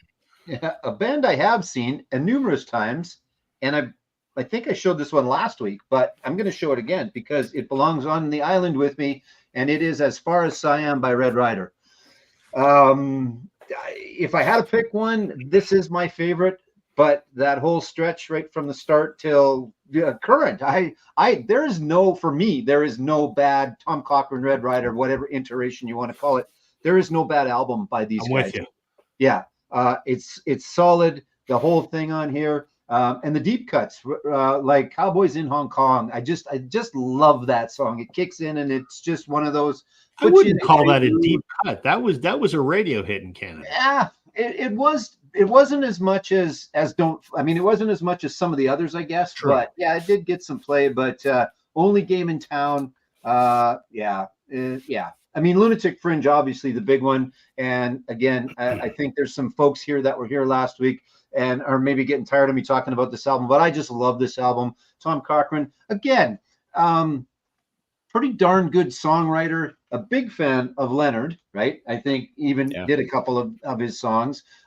You know, is he equal to Leonard Cohen in his songwriting? I don't know, but he's pretty darn close. No, I know. I said he's close. I like a lot of it. And yeah, so there. That's mine. If I had to pick a Red Rider. That's the one that comes to the island with me. So after we were chatting last week, Joe, I put up I do a short every night that I throw up. I don't publish it in my subscription feed, but I do a short every night and I show an album. And in honor of you bringing that one up, I did Lunatic Fringe and I showed that one. So there you I was go. thinking of you when I did it. So yeah, it's good. I mean, I still enjoy Lunatic Fringe. I just love the rest of that album as well. So I love that album too, which is and funny because not that it really matters, but I consider the album artwork to be a component of the album. It's part of the work of art as well. And I maintain that has to be the absolute worst album cover designed in the history of music. It is well, that was your history of music. Shit. Yeah, your short was labeled that, wasn't it? Worst cover ever, I think. Something like that. Yeah. I mean, it is dreadful. The fact that somebody thought that should go on an album, and even worse, the fact that a label approved it, and even worse than that, someone paid to have that made is just wicked. The boys got all dressed up for the album, though. Hey, look, a tie. Tie. There you go. There you go. Yeah. Tim is going to see Tom Cochrane in November. Tim is in Ottawa, I believe. And Tim has a knack he's like an autograph hound. He has met everybody. So, Tim, you got to go see if you can track down Tom Cochrane. Maybe I'll send you something. See if you can get it signed for me, because I don't have a Tom Cochrane autograph, but I would love to have one. And on that note, Tim said, I didn't even know it was Wednesday. Well, it's Wednesday. So he's not at Ottawa Blues Fest, so it's nice to see this stream coming up. Thank you for joining us, Tim. Always a pleasure, man. I think it was Jelly Roll tonight at Blues Fest, I think. Maybe. I think. Do I see a top 10 worst album covers in the future? Well, I've thought about doing that before. I actually have 4 videos about terrible album covers. You do. You do. I think it's 4. Yeah. More to come. And I think that was maybe where I got thinking about it, but I'm like, I'm negative enough. I'm not gonna shit on anyone else's work because I can't put out an album. So who the hell am I to say whether it's good or not? Except that I did just say it was garbage. So the hell do I know? Yeah, you kind of did, but that's all right. Right. All right. I got to show one now. And I mentioned in Daryl's last comment a minute ago, stay tuned because Fleetwood Mac. And I warned everybody that I got to show Fleetwood Mac. So I don't care that it's commercial. It is arguably one of the most commercial albums of all time. It's sold a bazillion copies. It's in every record store. It's had a bazillion pressings. Joe probably has a copy in his store right now. But it keeps selling, and kids today are listening to this album, and teenagers today are listening to this album, and teenagers today are buying this album. So, yeah, if it's commercial, so what? It's good music, and people are buying it. And I remember when I discovered this album when I was, 14 or whatever, I just pulled it from my dad's record collection and started listening. And I don't remember what the impetus was for me to say, I'm going to listen to this. But I remember that period of discovery where I listened to this album like 10 times a day for like a month. And I thought this was just the greatest thing I'd ever heard. And it's such a timeless album, and it's such a good album. And, I think about, you've got an incredible cast of musicians on here, and you think about the absolute personal turmoil that these folks were going through at the time, combined with being stoned out of their mind most of the time, that they created this work of art. And, you've got, like, for example, you've got Lindsey Buckingham writing a song about how his ex is, the worst person in the world. And she has to sing that with him for the next, 30 or 40 years. Wow. I mean, I love everything about Fleetwood Mac, and I love every era of this band. Peter Green's Fleetwood Mac, the Rumors lineup, the Billy Burnett, Dave Mason, whatever lineup, the Mike Campbell, Neil Finn. I love all of Fleetwood Mac. It's fantastic. But I just can't imagine not listening to this album ever again because, Secondhand News, Dreams, Don't Stop, Go Your Own Way, Songbird, like everything. There's nothing on here that's not a hit, and they're just amazing songs. I would say this is not a perfect album because the only song that I have a problem with is the one that's not on here. Silver Spring, which was the single, is probably the best song of this whole period.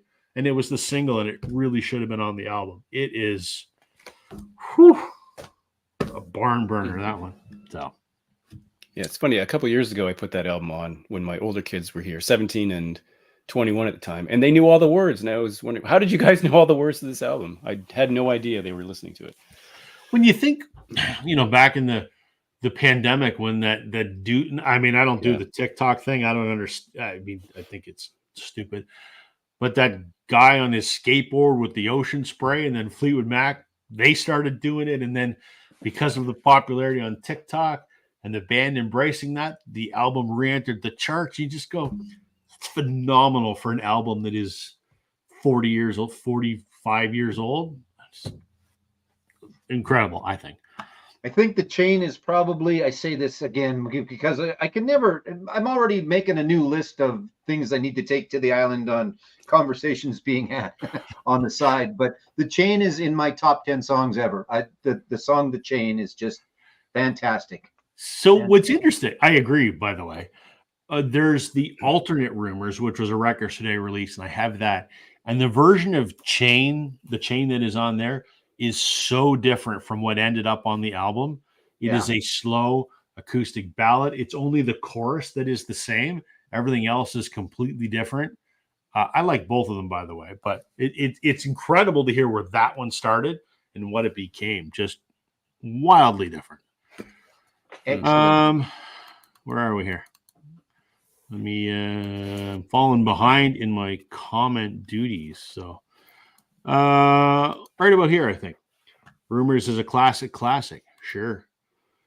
You met Steve Earle last night. Of course you did.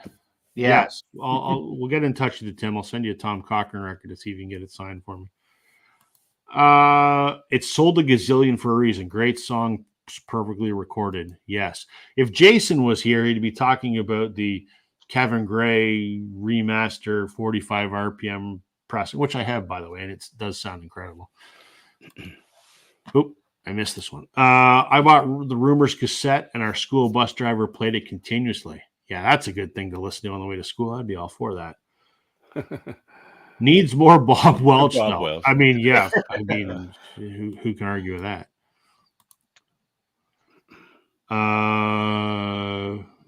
Sure. Rick at Top 40. Not sure what that's referencing. Music Sanctuary. Saw the Rumors concert in 77, 1 week after the Eagles held Hotel California. I love the 70s. Such a great time for music and concerts. I had the privilege of seeing Fleetwood Mac twice, and once with the Rumors lineup and once with the Rumors lineup minus Christine. And it was an incredible experience, and I loved it. So, a girl gave our bus driver Simply Red in the 90s. That was painful. Yeah.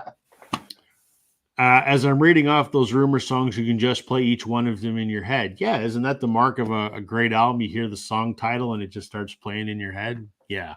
So while this is commercial, I still need it on my desert island. So there we go. There is no Steve Earle. Spoiler alert: there is no Steve Earle in my pile because I couldn't pick one. I would have to take them all, and that's a different show.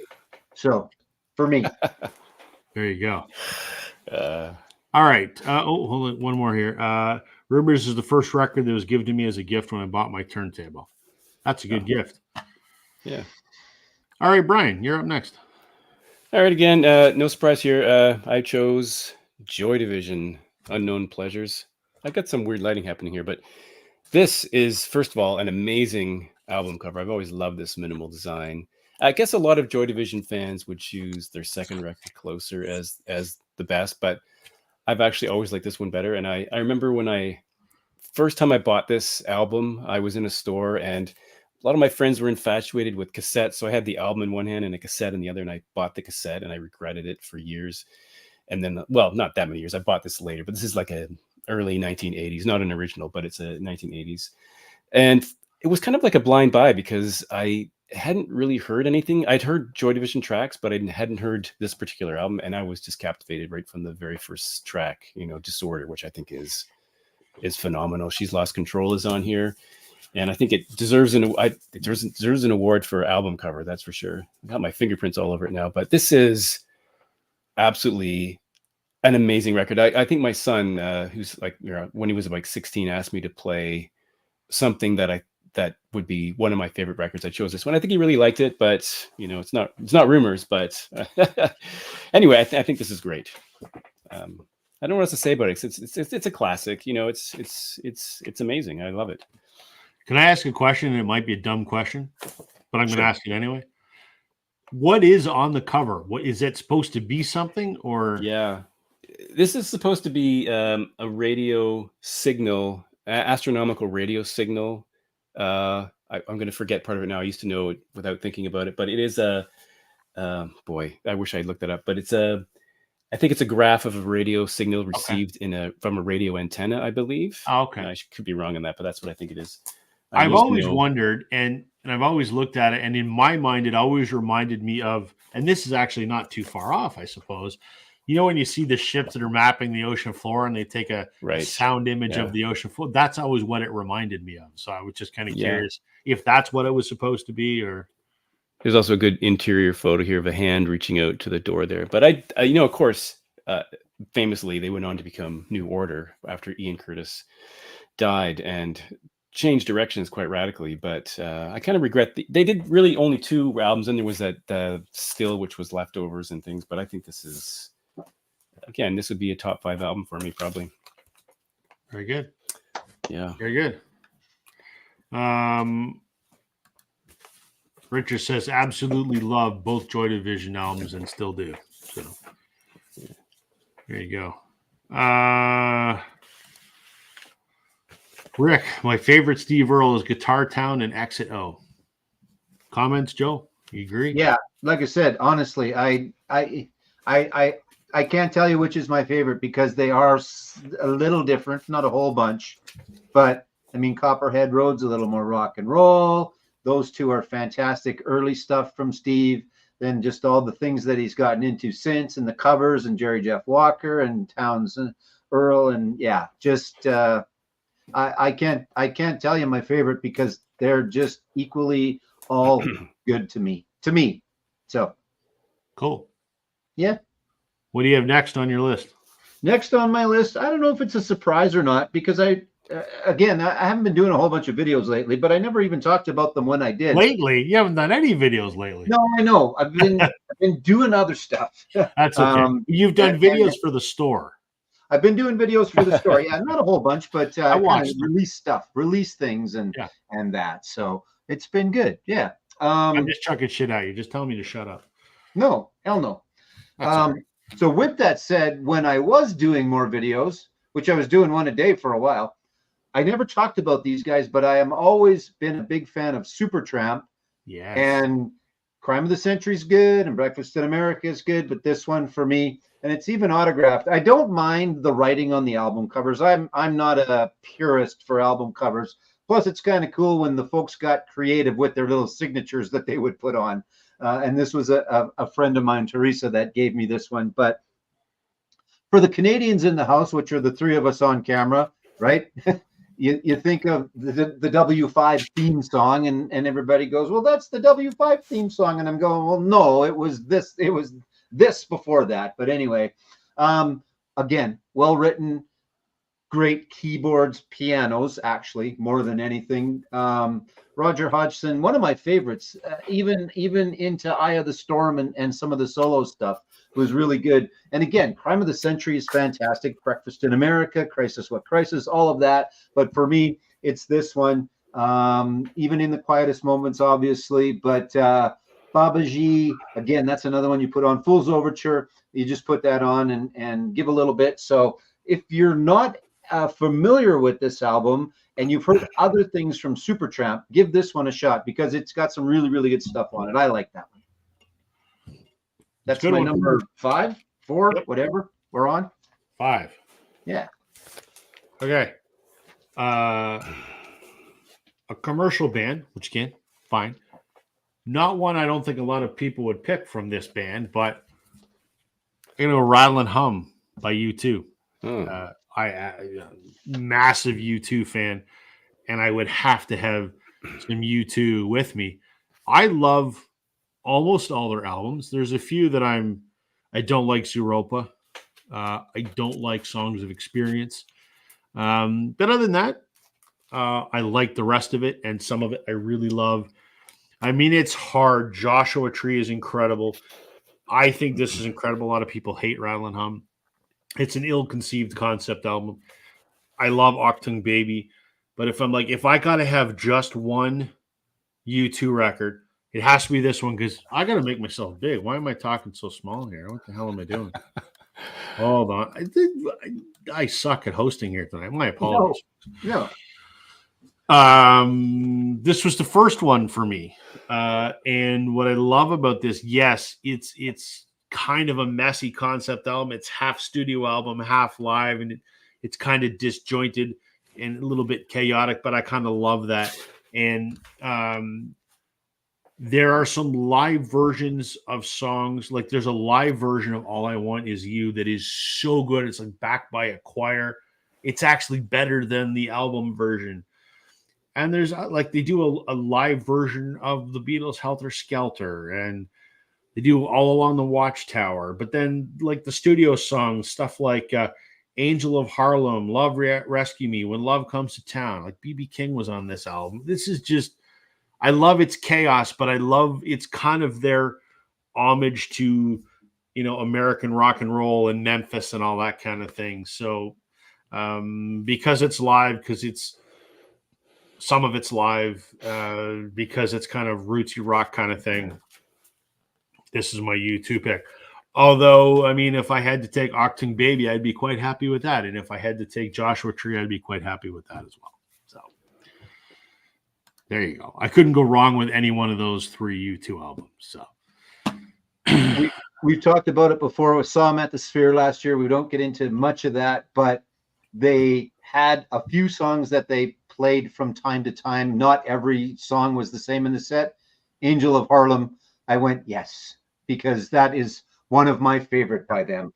So that was the bonus, the cherry on top for me at that concert was them doing Angel of Harlem live the night that I saw them. It was so love good. It. Yeah. Love it. Dan says, I heard a track by Guy Clark the other day and it was great. Got to get some of his 70s records. Rick says he saw Supertramp at Empire Stadium in 79 and BC Place in 83. Love them. I was barely even born then. Even in the Quietest Moments is a classic album. Canadian A&M series pressing of that album is remarkable, along with other pressings in the series. Just one Led Zeppelin physical graffiti, you even get an extra LP. So I'm assuming, Dan, that's the one you got to take? Fair enough.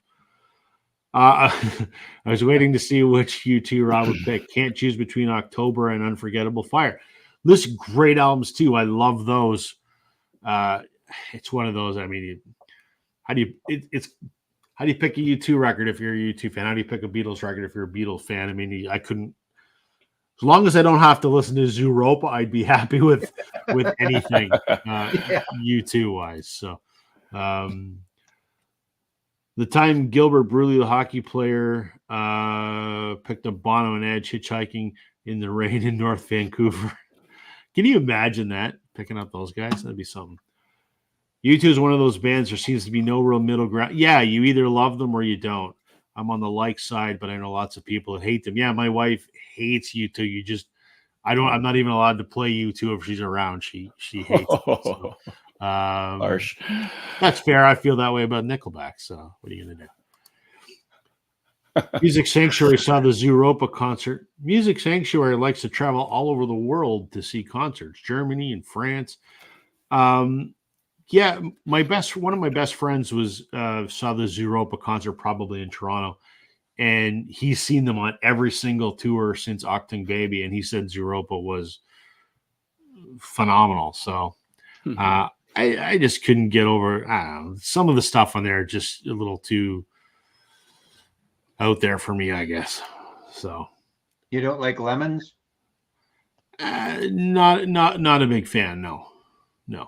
I don't know that there's any song on tour that I like. Yeah. So, all right, Brian. All right, I just realized I chose 3 records in a row from 1979. So this is the third of the 3. Well, that's okay. The Buzzcocks, Singles Going Steady, which actually is a compilation, but it's a compilation of their first 8 singles and then 8 B-sides came out in 1979. Actually, they I didn't realize this till much later. They supported Nirvana on Nirvana's final tour, interestingly enough. But they wrote the most catchy and humorous punk or punk pop or power pop songs you can imagine. Like even the first one, Orgasm Addict, hilarious. A lot of fun in their writing. Aren't we all? Yeah, so, I mean, I think this is their best record, even though it's a comp. I mean, they did put out several other records, but this is just a fun record. It's punk, but it's not that abrasive. It's not like gonna drive you crazy if you don't like punk rock. It's got that sort of power pop thing. But this is just an incredible record, and I didn't know it in 1979 though. I got it a bit later, but I just think it's great. Lots of fantastic songs. Even the B-sides are amazing. They're all great. So yeah, I don't know. I think I'm not going to say much else about it. It's fantastic. Fair enough. Good one, Joe. So we can do this again tomorrow, so I can have the whole other 10 that are now combined. Or why not? We'll have to do it again. I'm free. Another cheat for me too, because I can't have one without the other. They are 2 different generations, if you want to call it that, for AC/DC, but they're the 2 back-to-backs of Highway to Hell and Back in Black. So absolutely, I love the Brian Johnson era of AC/DC. I love the Bon Scott era of AC/DC. Yep. I'm not a one or the other. I don't know if there's that many that are, oh my God, I can only listen to the Bon Scotts. And they're different. I mean, they're obviously a lot more tongue-in-cheek. They got a little different when Brian joined the band. Still a lot of that as well. But yeah, and again, it had to be a double for me because you can't have one without the other, and it gives you the best of both worlds. So I don't need to say anything about them. You know what they are. This is the gold edition of Highway to Hell. And I'm hoping that the announced or the talked about North American tour next year comes about. From all accounts, they sound like they're doing good in Europe and things are going well and everybody's holding up okay. So hopefully there's a date somewhere close enough that I'm going to go. I thought about going to London. Screw it. I'm going to go to London and see AC/DC. I didn't.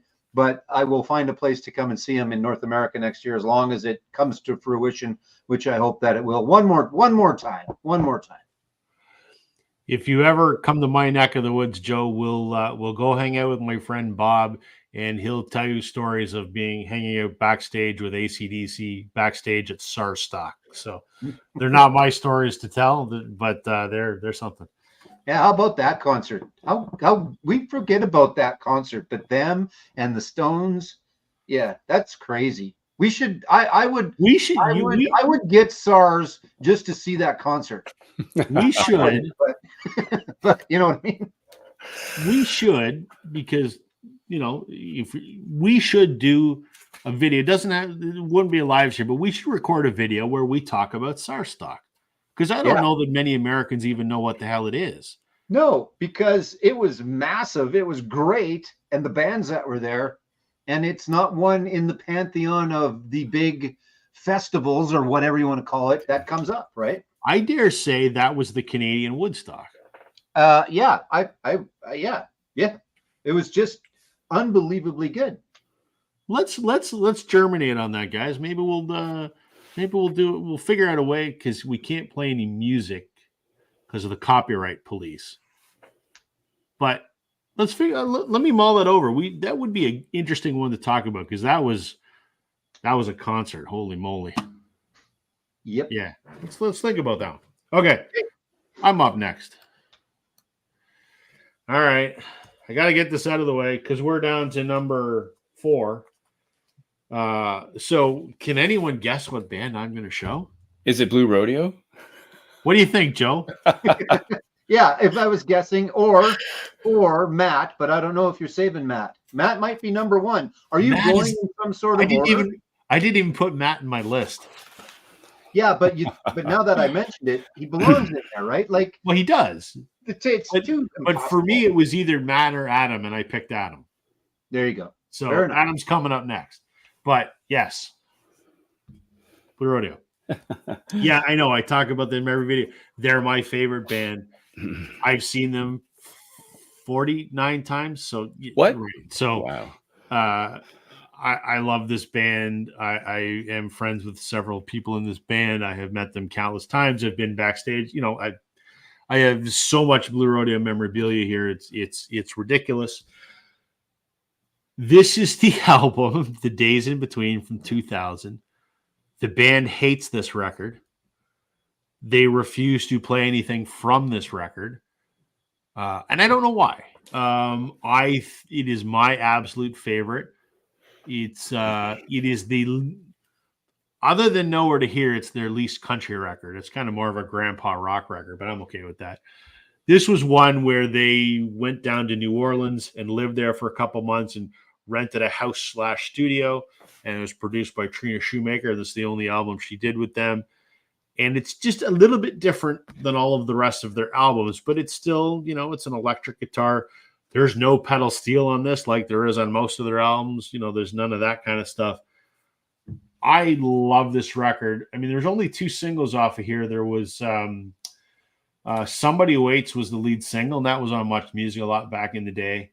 And then I think Days in Between, and I guess Always Getting Better was a single too. But an album that they hate, but has always been my favorite record by this band.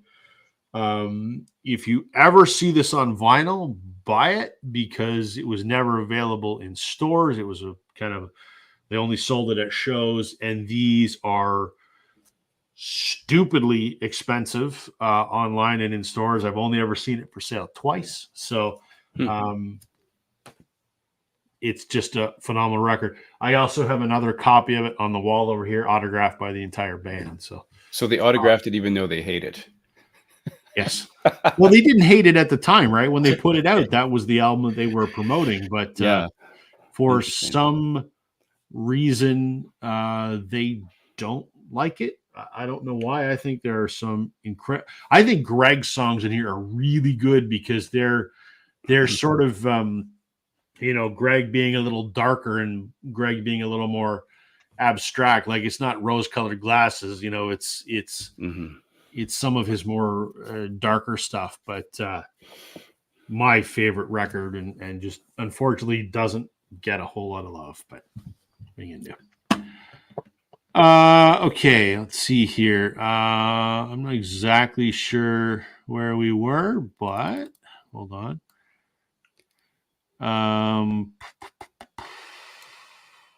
We're gonna say, let's go. We were somewhere right about here. I apologize if I missed anyone's comments. We did that already. Did I not? No, that was a different. That was a different one. That was GNR opening for Aerosmith. This is AC/DC opening for Aerosmith, which would also be absolutely incredible. Daryl said he once had a roommate that used to play Orgasm Addict on repeat just to piss us off, to get us up in the morning. That would work. Don't we wish we all had a girlfriend that was an Orgasm Addict? I had to say it. I mean, why not? Right? I'm here all night, folks. Let's see here. A very good friend of mine was in the Alsace area, married to a German girl, worked at a factory there. Yeah, Richard. I mean, these are albums that I have to, that I can't live without. So obviously there has to be a Blue Rodeo record in there. What can I say? Would I ever consider replacing that one 5 Days in July? No, I would never do that. I have 2 copies of Days in Between, and I have 2 copies of 5 Days in July, but no, I would never. I mean, 5 Days in July is a fantastic album. Days in Between is better, and it is not going to be reissued. I was actually having a conversation with Blue Radio's manager about a month or 2 ago, and there is no plan to release or re-release any more Blue Rodeo records for the time being. So, which is a shame, because there's a bunch of their catalog that's never been on vinyl. So, Rick was at a Blue Radio concert in Vancouver 12 years ago. Greg told a fan to shut the fuck up. He was calling out faves for Greg, and Greg didn't appreciate it. Yeah, Greg can be a moody guy, but having met Greg many times, he is just the sweetest man. When he's in the mood to socialize, he is just will go out of his way to make you feel like you're his best friend in the world, and he's just an absolute sweet man. Love him. Music Sanctuary. Oh, okay. So this makes sense. You were in the military for a few years. That's why you were in Europe. Okay. I was curious, Music Sanctuary, why you got to go to Germany and France to see all these concerts. So very cool. FEA says back then it was very profitable going to work in Germany for French people and Alsatians, I guess is how you would pronounce that, who lived in France. My father was also one of those cross-border commuters. There you go. Okay. Brian. Well, I only have 2 records from the 80s. This is the first from 1984, and it might surprise I'm shocked you only have 2. Isn't amazing? I thought you would have a lot more. This isn't even my favorite Smiths record. I would actually choose The Queen is Dead, but this is a comp, so it's weird because it has some Peel sessions, it has some singles, B-sides. I think, I think it's probably a little more fun than The Queen is Dead, even though The Queen is Dead is probably better, but this is one I would take. It has a lot of tracks too. The Queen is Dead, 10 tracks. You got a lot more on here. So this one I would take, and I have maybe a bit of an extra affection for this record because it was the first Smiths record I owned. I didn't own the debut when it came out. I owned this one first, and I think this is great. I mean, this is a great entry port for someone. I just think it's fantastic. So the Smiths, I choose this one weirdly, but I think it's great. Richard loves the Smiths, apparently, as he calls them. So there you go.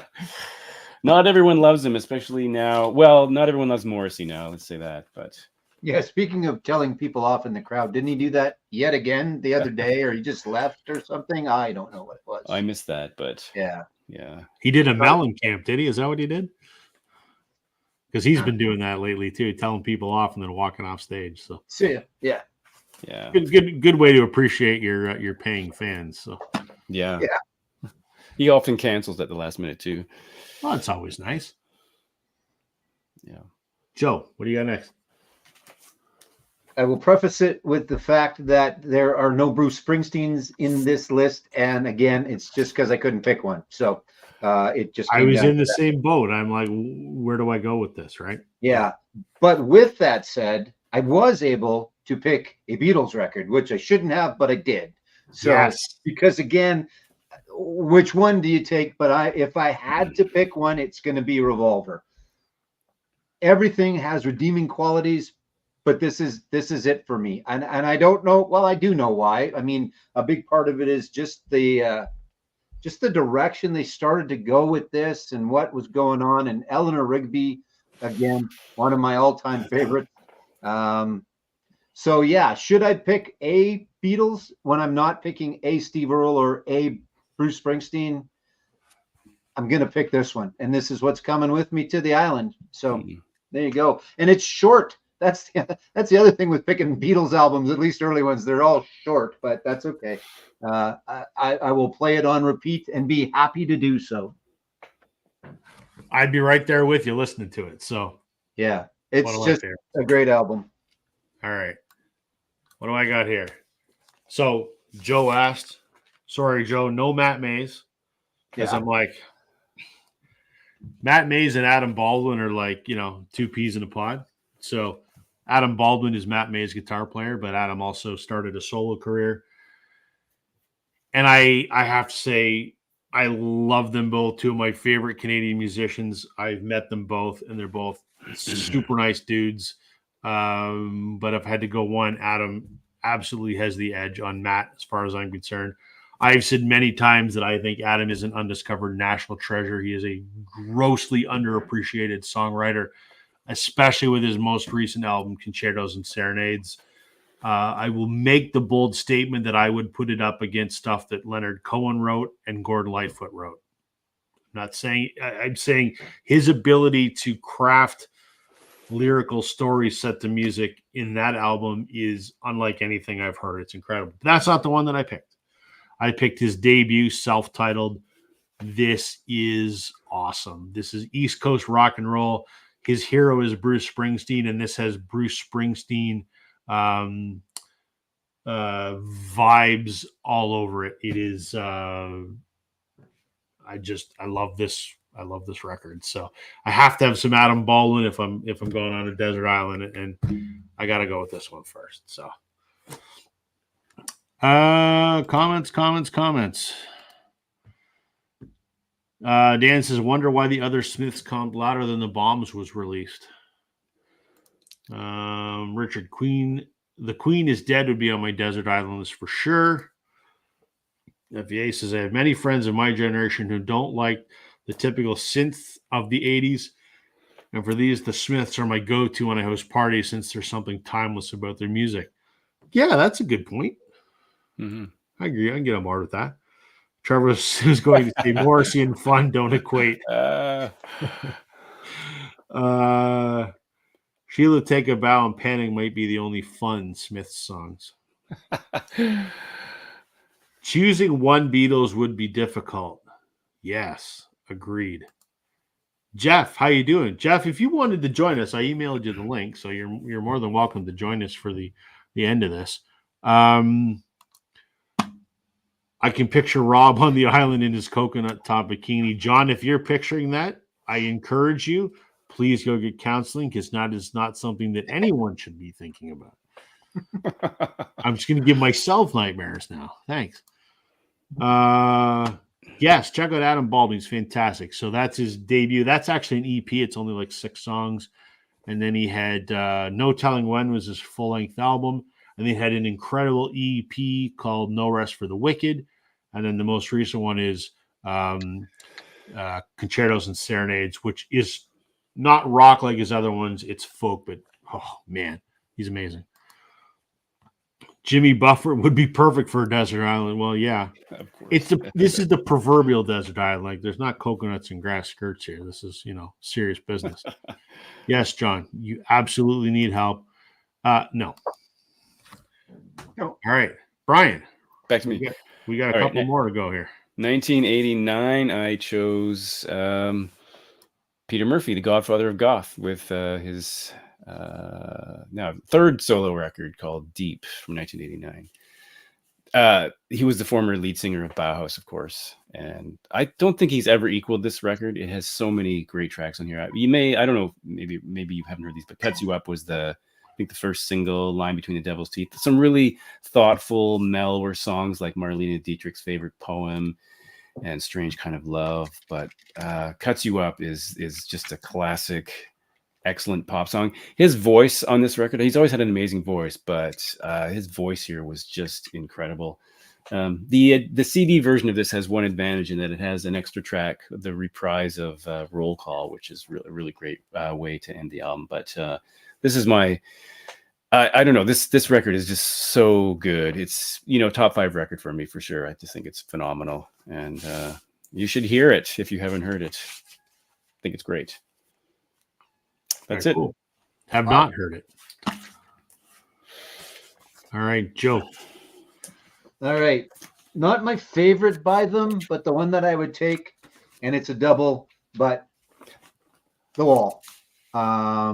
Again, my favorite is Wish You Were Here, but I didn't pick it because it's a double, but it is one. This is probably the album I've listened to the most in my life, and it just resonates with me still. I really enjoy it. Roger Waters is a dumbass, but other than that, I still love this album.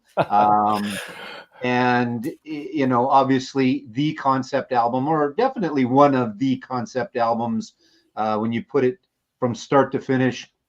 And I put it on and I listened to it in its entirety. I don't know if there is any way not to listen to it from start to finish. I guess if there was some sort of medical emergency and I just had to stop listening, but I put it on and I listened to it all the way through.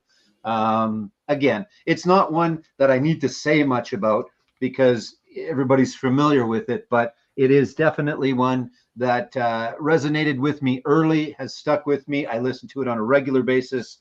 And it's one that would just have to be on the island for me. Fair enough. And I think we probably all own that one too. Yeah. Yeah. Who doesn't, right? It's almost compulsory. Okay. If Sam were here, he would have this record on the desert island, probably. This is a band some people love and a lot of people hate, and they're super commercial. But this album means a lot to me. I've talked about it a lot. Oasis, What's the Story, Morning Glory from 1995. I've told this story more times than people care to remember. But, I got into music as a young teenager in the early to mid 90s. Started with the Beatles, whatever. This was the first album that I discovered myself. It wasn't suggested to me by anybody. I probably saw Don't Look Back in Anger on Much Music. That's probably where it started. I don't really know, but I just remember that summer, this was the only thing I listened to. And so it's kind of one of those that is a soundtrack to my life that, I've listened to it thousands of times without question. And it always has memories attached to it. And we'll just say that there's a lot of milestones in young Rob's life that were associated with this album that I always think about fondly. So aside from the fact that I think it is a great time capsule piece of music from the 90s, it's got a lot of sentimental value to me. I could not live without this album. So. Very nice. What are folks saying here? Vaginal says he would take Taylor Swift on an island any day, to which I responded, so would I, wink, wink, nudge, nudge. I thought you picked up my Taylor Swift in-person vibe. I didn't at first. I'm not so quick on the draw sometimes. Top 10 list seems like torture to finalize. Yeah, I think we probably all went through several iterations of this. So yeah, it's absolutely. It's torture, but a fun exercise at the same time. Thank goodness we don't have to restrict ourselves to only 10 albums, because that would be brutal. And to say I didn't put any thought into it is not correct, but I didn't put any thought into it because there were certain things that popped in and I went and picked them out. Because if I would have sat down and started thinking about it, I'd still be looking at this point and sure.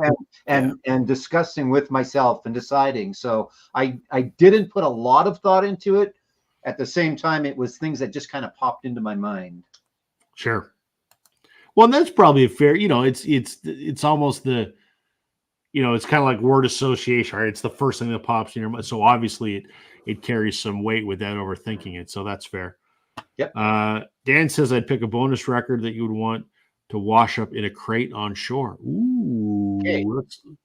So off the top of your head, think of one right now that didn't make the list, but you would.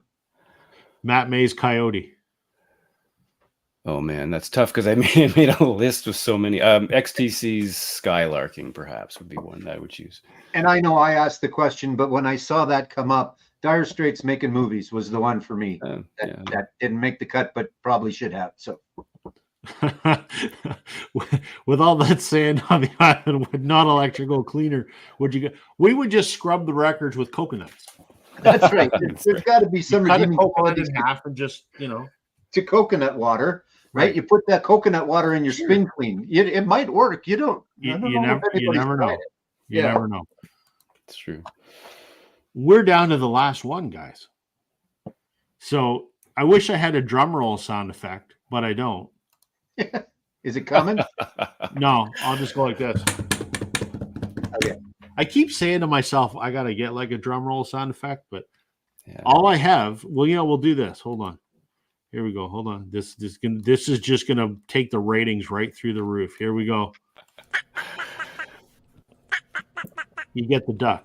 It's not the same without the duck at least once. It works. Right. You got it. Yeah. So, okay, Ryan, what do you got? All right, I'm skipping ahead from 1989 to 2005, Ooh. and I've chosen this record by the Hold Steady called Separation Sunday, Cool. which I would say is my favorite record possibly of the last 25 years. It's a concept record that has 4 characters in it. There's Craig, Holly, Charlemagne, Gideon. It has lots of biblical allusions, lots of interesting wordplay. Some songs don't even have choruses, which is really interesting. Lots of great guitar riffs, power chords from Tad.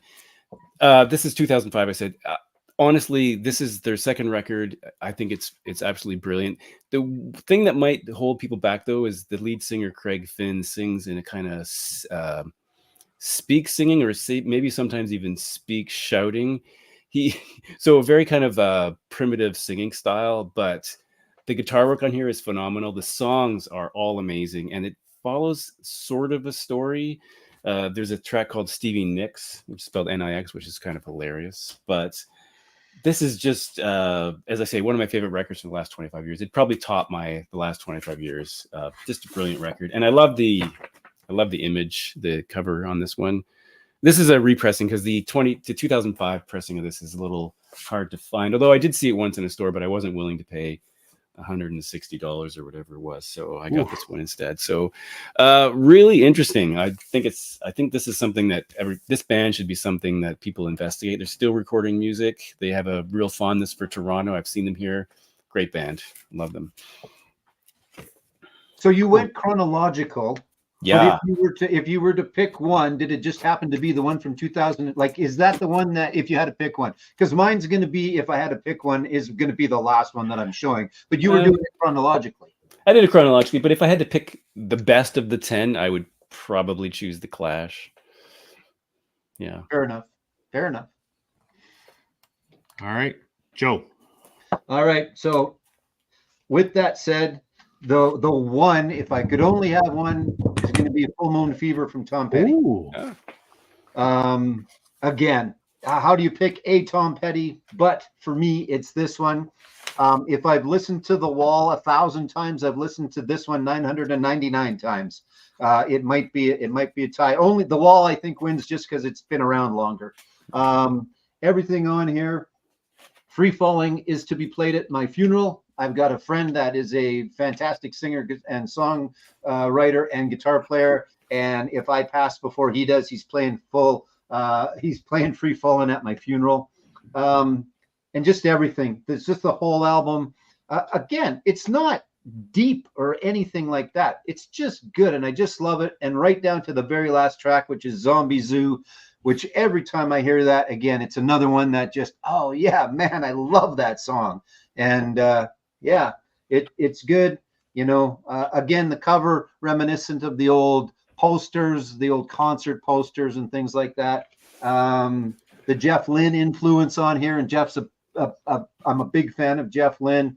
Obviously, the George Harrison influence in that a little bit on here as well, with the Wilburys coming and all of that stuff.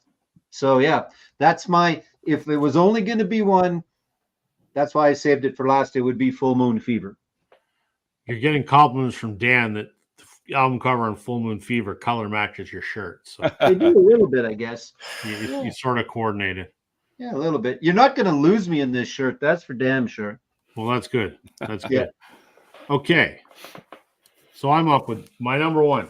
Anyone want to take a guess what band my number one is? Is it the Beatles? Ooh, it just might be. Of course it's the Beatles. Oh, good call. So here's my logic. And I remember when I did this like a year and a half ago with Glenn and Sam. I think it was about a year and a half ago. This was my number one then as well. This is not my favorite Beatles record, and this is not my favorite album of all time. My favorite album of all time is Sgt. Pepper. However, this is a very, very, very close second. And my logic behind this is I like this almost as much as Sgt. Pepper, but I get twice as many songs as it's a double album. So could I sacrifice not having Pepper? Sure, if I have this. And funny enough, I just, not to shamelessly self-promote, but I'm going to shamelessly self-promote. I did my video this past Sunday, which no one has watched, which is bizarre. I figured it would have been more popular than it was. I picked my 10 favorite Beatles songs. That was a monumental task. And I was shocked, surprisingly, how many of them came off the White Album. I didn't think that was going to be the case, but a lot of them came off the White Album. So, it's funny. When I first got into the Beatles, this was the last album that I enjoyed. And for the longest time, I didn't get it. And I remember distinctly my girlfriend at the time, the same girlfriend from What's the Story, Morning Glory, when her and I were vacationing, visiting her dad in Switzerland. We were driving through the mountains in France, and he was a huge Beatles fan, and he and I always talked about the Beatles, and he was playing this in the car, and he and I were arguing about the White Album. And then when Your Blues came on, just something in my brain clicked, and I went, now I get this album. And ever since then, I've just thought it was an absolute masterpiece. Yeah, there's a couple filler tracks on here. Is Revolution Number 9 one of those filler tracks? That would absolutely be one of them. Yes, not a big fan of that particular whatever it is, but this is just so good that I wish I could have Pepper, but this gives me twice as many songs. So I'm happy to take the White Album to the desert. Blackbird, While My Guitar Gently Weeps. While My Guitar Gently Weeps. That's got to be top 3. I haven't watched your video yet, and I don't know if you ranked them, but I did rank them. Yep. And you will not, if I gave you 50 guesses, you wouldn't guess what my number 1 is. So I was just going to say, interestingly, we don't have any overlap. There was no common record. No, there wasn't. So, no. Interesting. No, there wasn't. Well, that's probably a good thing. It shows we sort of have diverse musical tastes. Yeah. Yeah. Let me just get caught up on a few comments here, and then we'll wrap things up here as we're just past the 2-hour mark here. All right. So Richard said, Hold Steady is a great pick. Jeff said, it's interesting. He's going to check it out. And Dan says, as long as you have a professor on the island, you'll always have power from the turntable. Yeah. We'll just hand crank it. It'll be 33-ish RPM. Never heard of that one, Brian. Daryl's going to check it out. Richard says, I saw Hold Steady in Boulder. Japan Droids opened. Interesting. Cool. Tim says, you're going to listen to one album for the rest of your life for, say, 5 million, would you? Yes. Yes. Yeah. Yeah. Without question. 5 million. I mean, if it was 4 million, no. But 5, yeah. No, it's not. There's not a lot I wouldn't do for $5 million for sure. Full Moon Fever. Oh, we already did that comment. Great show as always. Oh, thank you, Music Sanctuary, and thank you for joining us every week as you always do. We always appreciate it when you're here. AC/DC is blues influenced in a way. Yeah, John was giving us crap earlier because we had no blues or jazz. There you go. I don't know what to say. Rick says, I've listened to Tom a ton, saw him. See, that's, for me, that's one concert. It's not that I ever was like, oh, I could have gone to this Tom Petty concert, but I didn't. It's just that I never made the effort to go to a Tom Petty concert. Yeah. And I hate that never happened. That would have just been amazing. So big concert miss, I guess, that I never got to see. 5 times, though, that's great. Yeah. Can I just take the 5 million and buy more records? Hey, that's a good idea. I'm sure we can figure out some kind of loophole. Good call on the White Album. And no, it was not Why Don't We Do It in the Road? Although I don't mind that song, nothing wrong with it. Why don't we do it in the road? Who knows? No Led Zeppelin. Yeah, that's interesting. I'm surprised there was no Led Zeppelin. I thought Joe might have picked some, but well, here's your homework for everybody in the comments. Go and pick 10, give it a day, and see if they're the same 10. Right. Just try it. Try it. That's fair. There was a radio station here in Vancouver that signed off at a minute to the song Good Night from the White Album, a top 40 station. That's another song that I think is filler, is Good Night. But I think he means signed off at midnight. Probably not at midnight. That's a neat way to sign off. Yeah, no Rush either. I figured Brian might have had some Rush. But I considered Rush. I mean, I think we all, shockingly, I don't own any Rush. I like Rush, but it's not, I got to have a Rush album. I appreciate how awesome they are, but I don't own any. Yeah. I have the mobile fidelity of the White Album. I've heard that a lot of those Beatles mobile fidelities are not great. I have the Sgt. Pepper, and it's okay. So, but then again, I'm not an audiophile, and my ears are shit. So, me too. yeah, I don't get too hung up on that kind of stuff. Daryl says, thanks for the great show, guys. I got a jet as always. Cheers. Thank you for watching, my friend. Yeah, thanks. Just quick, guys. You want to go around the horn and tell anyone about anything that you just put out, anything you're working on, anything you want to promote, anything you want to tell people, like, buy record sleeves from Vinyl Storage Solutions, whatever you want. What's the code that they should use, though? Northern 10. Right. Northern Save 10. 10%. That's right. Yeah. What do you got, Joe? I know you don't have a lot going on because you're busy with the store. But you did some store videos. Yeah, I'm doing store videos, which is like new arrivals and things like that. New arrivals, new used arrivals. My videos were not, all that straight laced. It's not like I was swearing up a storm and doing a whole bunch of different weird shit, but I would want to continue to do them the same way. And I don't think that would impact or reflect negatively on the store, but that's another part of it, is I would want to keep doing kind of the silly shit that I was doing.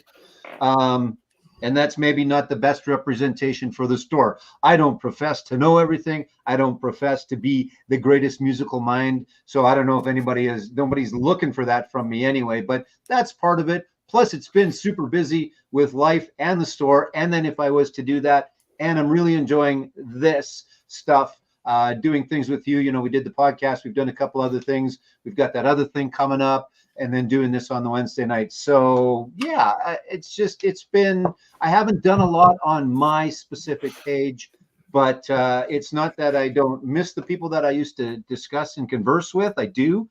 I know I get a chance to see a lot of them here, which is cool, and I appreciate that. And beyond that, I'm really looking forward to a concert this weekend, which is Melissa Etheridge and Jewel at the Jazz Fest in Saskatoon. I hope what is going on in my mind is what I'm going to see. I hope Melissa still is Melissa, because I don't talk a lot about her, but she's always been one of my favorites as well. And Jewel should just be good. I think that's just going to be one of those you're going to sit back and really hopefully appreciate and enjoy her. And I get to see two of my best friends in the world at it as well. So live music with your friends. What more do you need? That's all you need on a desert island even. Absolutely. Jeff is asking, your store channel is On A Vinyl, right? That's right. Yes. Yeah. ONA Vinyl Records. If you want to throw that in the end, if you search for it, it's there. Again, here's some new stock we've got in. I do some shorts. I do a little bit of fun stuff, but yeah, follow along. I would appreciate it. Thank you for asking.